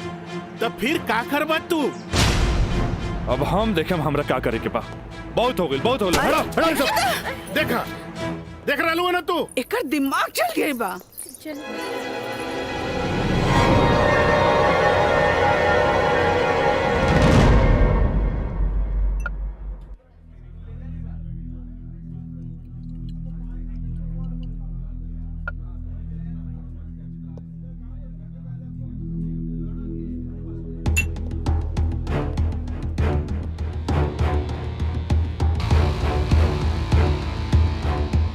बोला राज, क्या बात बा?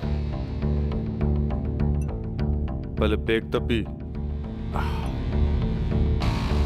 बहुत दिन का बाद मिलल बा।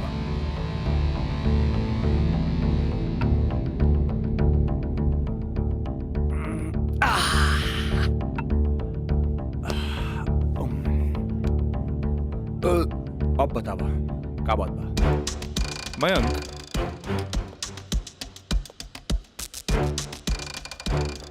भाई तोरा अपन बयान बदले के पड़ी। एफिडेविट के बाद भी?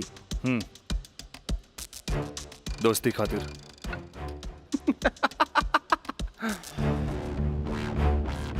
अब बयान देवे का कीमत काजल 50 लाख लगल गया।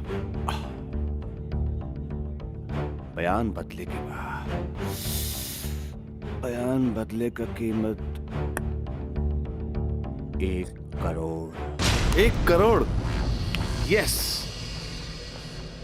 1 करोड़। कहें से कि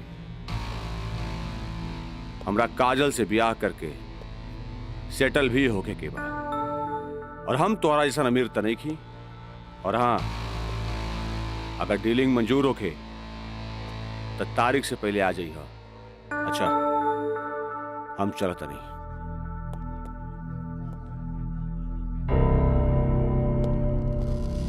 हमार बिल्ली हमरे से म्याऊं।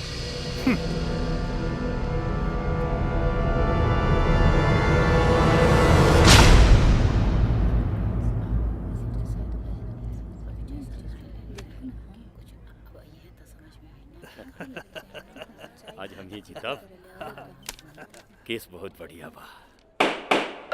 Order order. बचाव पक्ष अपनी बात रख सकते हैं। योर ऑनर, बचाव पक्ष के हमार मुवक्किल राजा के हम कटघरा में बुलावल चाहब। ओके, यू कैन।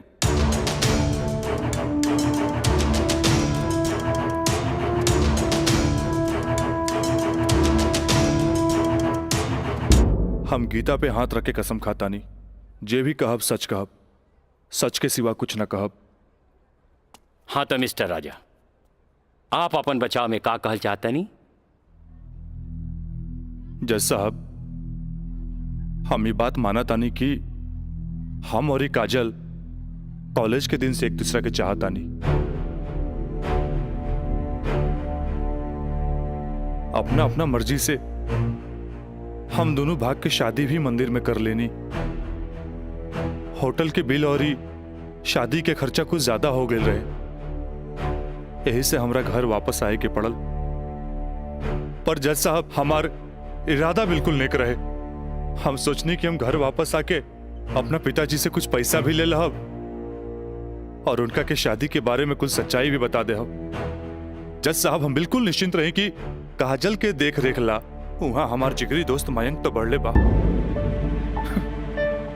पर जज साहब, जब हम वापस लौट के गई था वहां के नजारा देख के तो हमार होशे उड़ गई। जज साहब, हमार नई नवेली दुल्हन काजल हमारा जिगरी दोस्त मयंक के बहिया में गलबहिया खेलत रहे। I object milord. ई सरासर झूठ बोलत जा रहलन ह। Objection overruled. मिस्टर राज, आप अपना बयान जारी रखिए। जज साहब, तब खटाक से हमरा दिमाग में एक बात याद आ गई कि कॉलेज के दिन में हमार जिगरी दोस्त मयंक हमरा से बोले रहे कि वो काजल के पसंद करेला और काजल भी ओकरा के पसंद करेली। पर जज साहब, हम सीधा साधा आदमी हो मेरा तेकरा देवर और भाभी के मजाक के रिश्ता समझ लेनी। लेकिन जज साहब, ई सरासर झूठ बोलने जा रहल बारन। I object milord. हमार दरख्वास्त बा वकील साहिबा से कि इनका जे कुछ भी कहे के बा बुलैला पे कटघरे में आके कही है।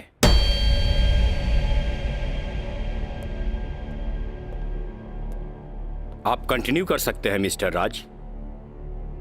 जज साहब, कोई भी आदमी अपना बीवी के केहू दूसरा के भैया में देखी तो ओकरा मन मस्तिष्क पर का गुजरी, ये आप अच्छे से समझ सकीले जज साहब।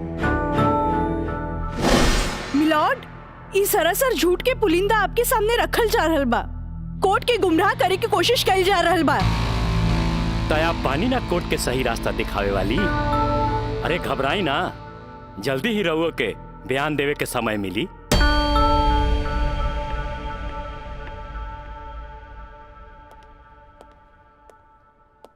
यू कंटिन्यू मिस्टर राज।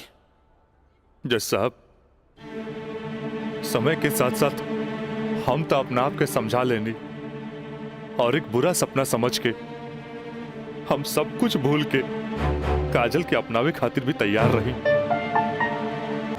हम आज भी काजल के अपन धर्म पत्नी मानी ले, अपन धर्म पत्नी मानी ले हम काजल के। That's all my lord. हम चाहत कि वकील साहिबा काजल सिन्हा के कटघरे में बुलावल जाए, वो भी वकील के तौर पर ना, मुद्दई के तौर पर। इजाजत है।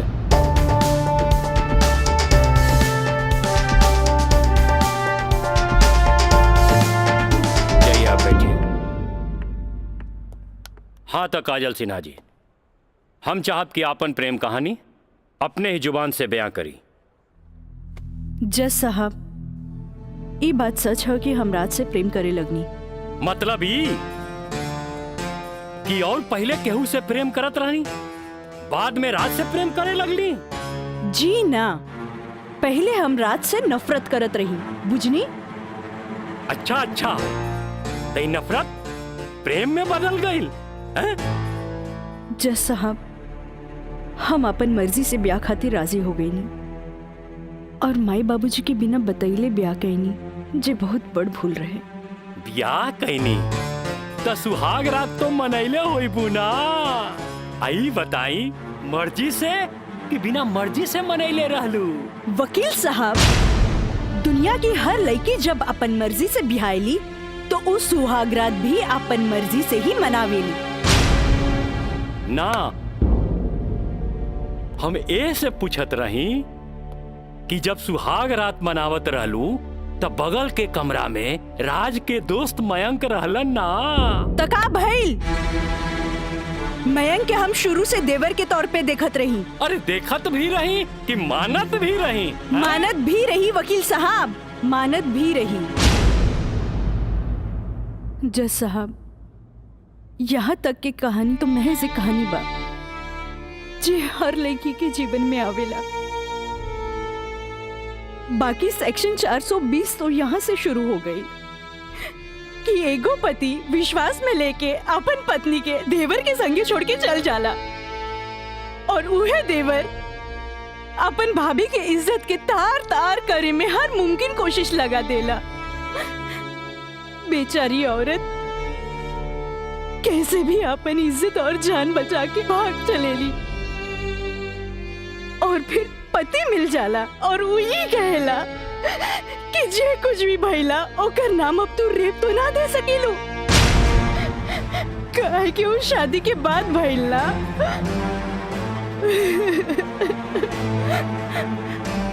और रहल बात शादी के, तो तू सो कॉल्ड देवर से कर सकेलू,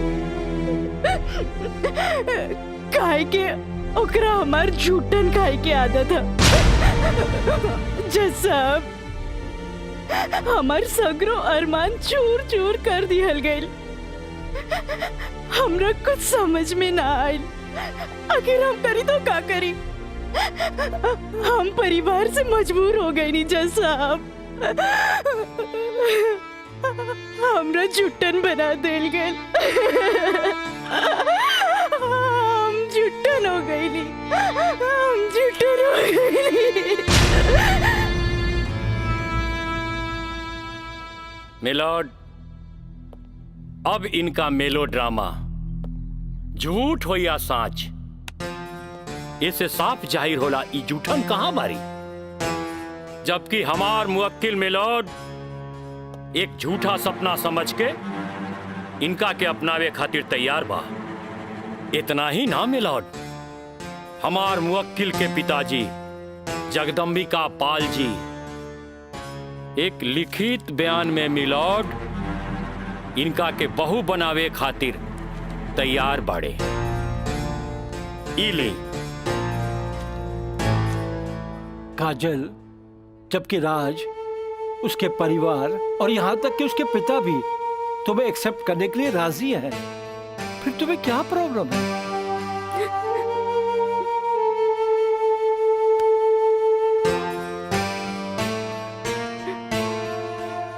तुम बोलती क्यों नहीं हो?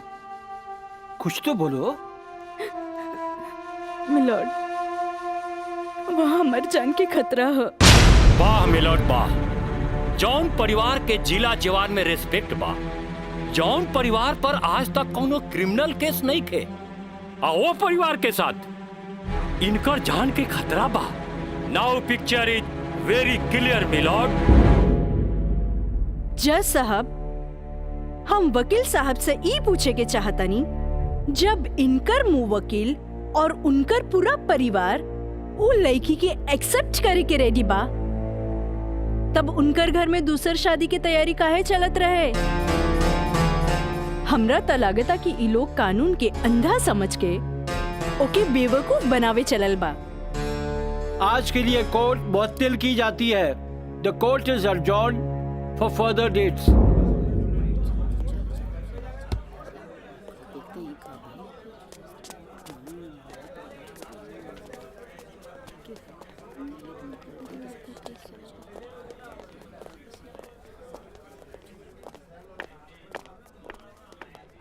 वकील साहिबा, अरे वाह, तू तो बड़ा चालाक बड़ू हो।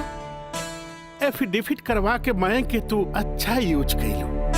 आपके के कह दलस कि कोई वकील के सबूत इकट्ठा करे खातिर चालाक ना होके के चाहिए? बाकी चालाकियों में भी हम तोहर बापे निकलब।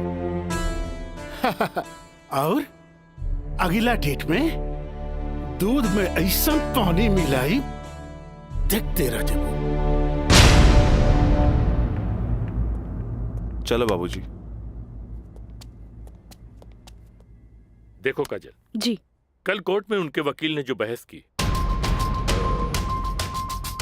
ये एक केस है 99 दिल्ली का। तुम्हारे केस से बहुत कुछ मिलता जुलता है। जी सर। और इसमें उसके पक्ष में फैसला हुआ था। मैं इसको अंडरलाइन कर दे रहा हूँ। ओके। हाँ। तो ये पॉइंट जो है, ये पॉइंट ध्यान से पढ़ लेना। जी सर। और कल तुम्हारी बहस में ज्यादातर ये बातें होनी चाहिए। ओके। समझ गए ना मिथिलेश? जी। थोड़ा ध्यान रखना, ये सारे पॉइंट्स इसके दिमाग में बैठ जाने चाहिए, क्योंकि सारी बहस इसी पर होनी है। जी। कल की बहस बहुत इंपॉर्टेंट है। जी सर। ये बुक ले जाओ, अच्छी तरह से इसकी स्टडी कर लेना। जी सर। ठीक है, जाओ बेटा। Thank you sir. God bless.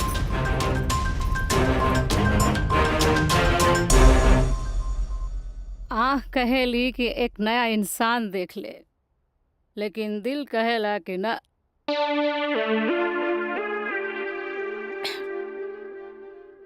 कि वह शख्स एक दिन लौट के जरूर आए।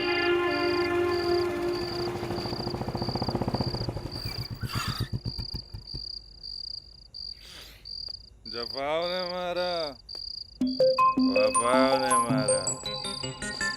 निराली, अरे ओ निराली, मुझे तेरी अदाओं ने मारा।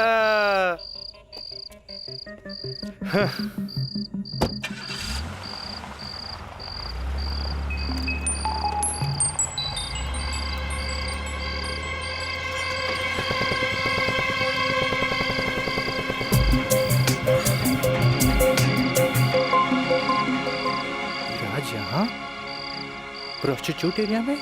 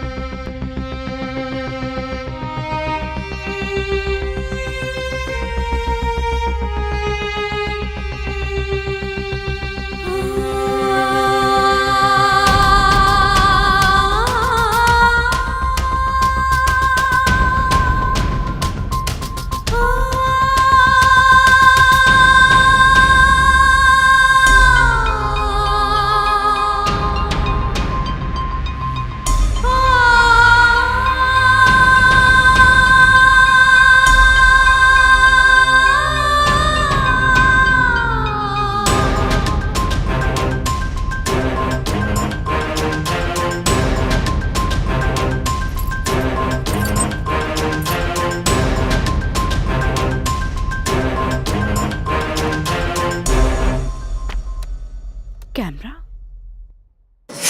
अब जाए भी और जल्दी आई। ठीक बा।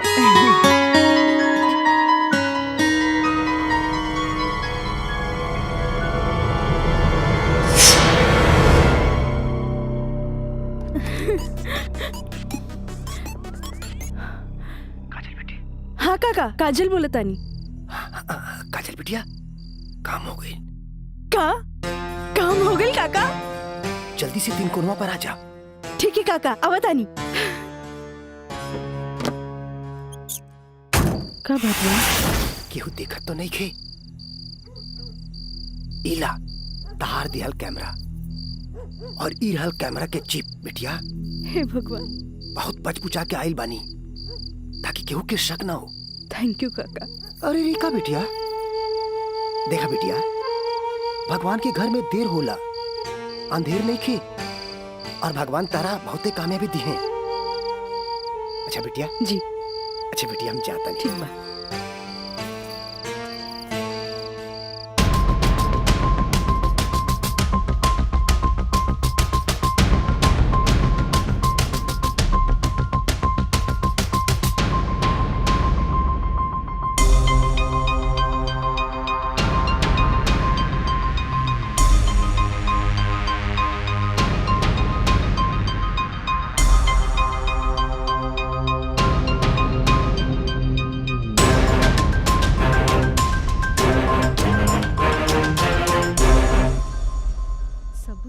दे देनी। हाँ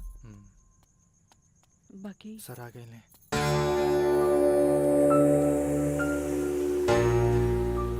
प्रणाम सर। खुश रह काजल। वो लोग समझ ले रहन कि तमाशा होई, बाकी तू चुप रह के बाजिए पलट देलू हैं। तू जौन भी सबूत हमरा के देले रहलू, हम सब स्टडी कर ले है। बहुत सही है। I am proud of you बेटा। Thank you sir. God bless you. Mithilesh ji, कल कोर्ट पे मिले थे। ठीक बा सर। ठीक है, चलो। प्रणाम सर।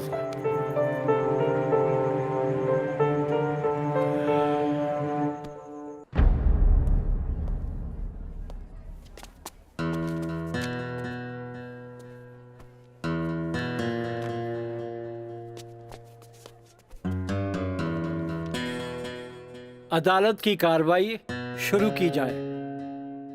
जा बेटा।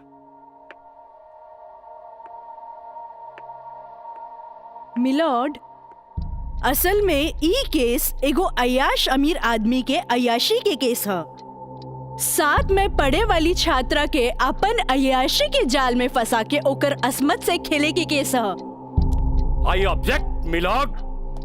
हमार वकील साहिबा के शायद दिमाग खराब हो गई बा जी। हमार मुवक्किल पर बेबुनियाद घटिया इल्जाम लगा रहल बाड़ी। मिलॉर्ड, जेकरा ई घटिया और बेबुनियाद इल्जाम कहतारे ओकर बुनियाद हा। हम चाहे कि इनकर मुवक्किल राजा के कटघरे में बुलावल जाए। इजाजत है।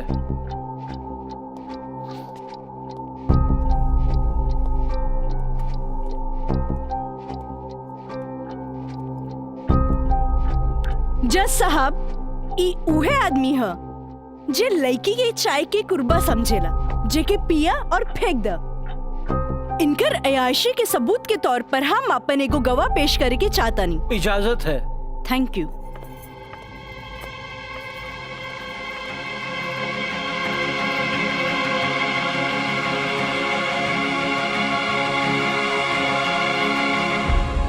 जज साहब, इस शहर के जानल मानल तवाइफ कस्तूरी बाई है।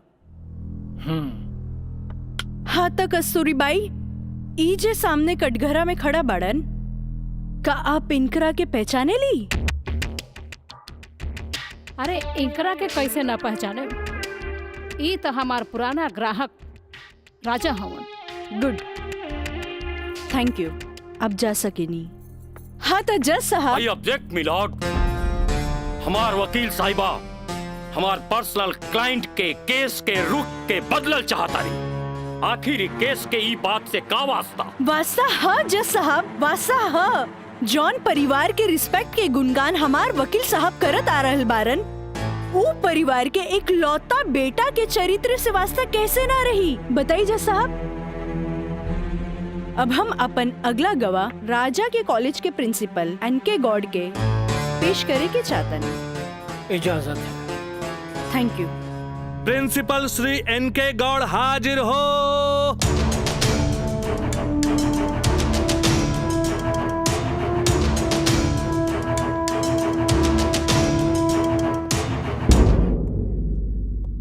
हाँ तो प्रिंसिपल साहब, आपकी कॉलेज की एक छात्रा काजल सिन्हा के साथ जब ई शख्स सरेआम छेड़खानी कैलस और जब वो आपसे रिपोर्ट करे के बाद पुलिस में जात रही तब आप का कहनी? हम ओकरा के पुलिस में जाए से रोकनी और राज के हिदायत देनी कि आपन आदत से ऊ बाज आवे, काहे कि हम ना चाहत रही कि रसूखदार परिवार पर कोई आँच आवे। Thank you. नोट किया जाए मिलॉर्ड।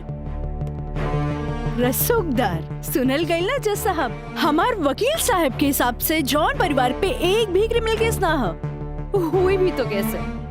खैर, अब हम सबूत के तौर पर इस रसूखदार परिवार के एक लौता बेटा के जिगरी दोस्त मिस्टर मयंक के पेश करे के चाहता नहीं। इजाजत है। गवाह मयंक हाजिर हो।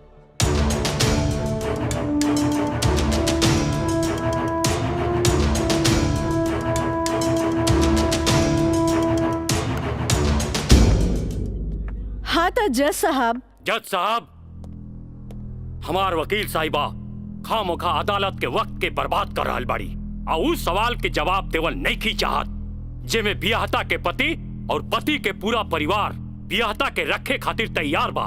तही बात में कौन जान के खतरा बा? बियाहता ई शख्स उहे आदमी बाड़न जेकर मदद से शादी जैसन पवित्र बंधन के आड़ में कानून के धोखा देवे के साजिश रचल गई, जेकर रचयिता बाड़े मिस्टर राजा और साथ देवे वाला बाड़े मिस्टर मयंक। हाँ तो मिस्टर मयंक, तू अपन जुबान से ही उस सो कॉल्ड शादी के आंखों देखा हाल बतावा।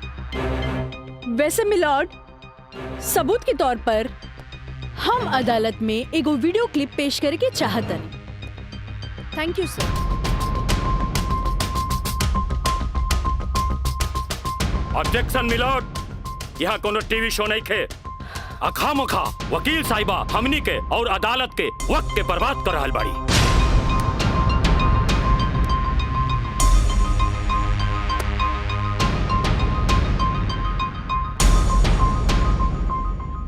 जज साहब, वीडियो क्लिप में साफ दिख रहल बा कि दुल्हा दुल्हन के दाएं बाएं ना बल्कि आमने सामने बैठाल गईल ह, जे हिंदू रीति रिवाज से बिल्कुल गलत बा और ऐसे नहीं से भइल काहे कि पंडित से शादी ना करावल गई, एक बहरूपिया से पंडित के रूप धरावल गई।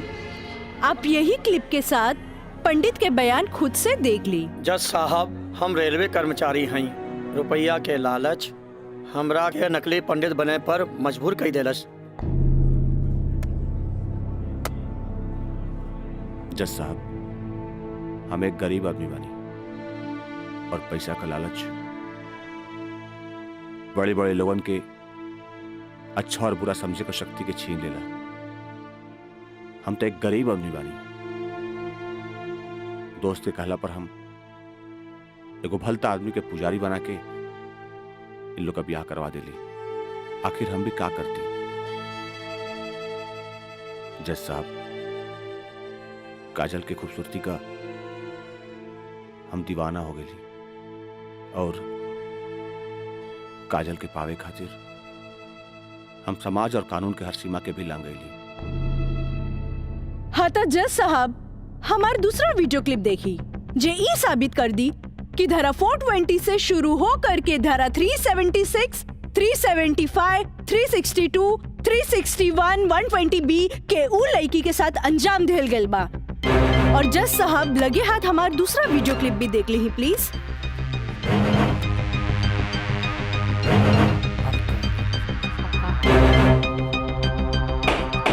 Order order. अरे हटाओ, हटाओ, हटाओ। हम सही कहा था भाई, अभी बियाह ना हुई। तो का करती?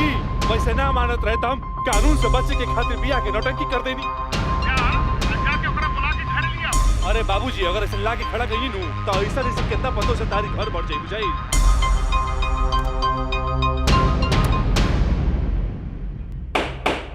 Order order. सारे गवाह और बयानात को मद्देनजर रखते हुए अदालत इस नतीजे पे पहुंची है कि मुजरिम का मकसद पहले से ही धोखाधड़ी से कहीं आगे था, क्योंकि उसका मकसद उस लड़की को धोखा ही नहीं देना था बल्कि उसके साथ शारीरिक संबंध स्थापित करना था। और यह भी साबित होता है कि मुलजिम ने बलात्कार को शादीशुदा जिंदगी को एक व्यवहारिक रूप देकर कानून को धोखा देने की कोशिश की है। इसलिए अदालत धारा 420 से बढ़कर इसे 376 एक रेप केस करार करती है और साथ ही महंग को इस अवैध कार्य में साथ देने के लिए धारा 120 बी को अदालत मुकर्रर करती है। धारा 376 के तहत मुलजिम राजा सिंह को 9 साल एवं उसके साथी महंग को धारा 120 बी के तहत 4 साल बामुशक्कत कारावास की सजा देती है और पंडित देवी दत्त को नौकरी से बर्खास्तगी के साथ आईपीसी 34 एवं 120 बी के तहत 2 साल की सश्रम कारावास देती है। और अदालत जगदम्बिका पाल सिंह जैसे हर अमीर बाप को यह हिदायत देती है कि पुत्र के मुंह से उनके उल्टे सीधे कारनामों में बेटों का साथ न दे। और इन्हीं फैसलों के साथ अदालत आज बर्खास्त की जाती है। Thank you.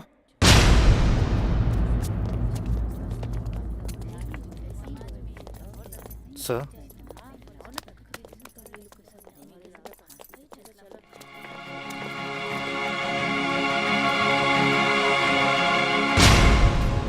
ए बेटा, हम तोरा बिना हम कैसे जियब रे? ए बाबूजी हम आज बात जान गए नहीं कि झूठ कितना भी ताकतवर क्यों ना होके सच के आगे हमेशा छोट पड़ जाला। एक औरत अगर अपना आदमी के बना सकेली तो वह औरत अपना आदमी के बर्बाद भी कर सकेली। बाबूजी हम कबो औरत जात की इज्जत ना कईनी, उनका के अपना पाव के जूती समझनी, पर हम भूल गए रहनी की जन धन दौलत पे हम इतना घमंड करे ले। बाबूजी वो तो एगो लक्ष्मी के रूप है। बाबूजी हमारी गलती माफी के लायक तो नहीं खे, पर हो सके तो हमरा के माफ कर दे। ए बेटा, तुहारी पश्चाताप के आंसू में तुहार पाप सब धुल जाई रे। चलिए इंस्पेक्टर साहब। Kajal, congratulation, I am really proud of you. Congratulation तो हमरा के बोले के चाहिए, काहे कि जीत हमरा लिए अकेले पॉसिबल ना रहे जी आप हमार साथ ना देती। Good, I am really proud of you Kajal. Thank you sir.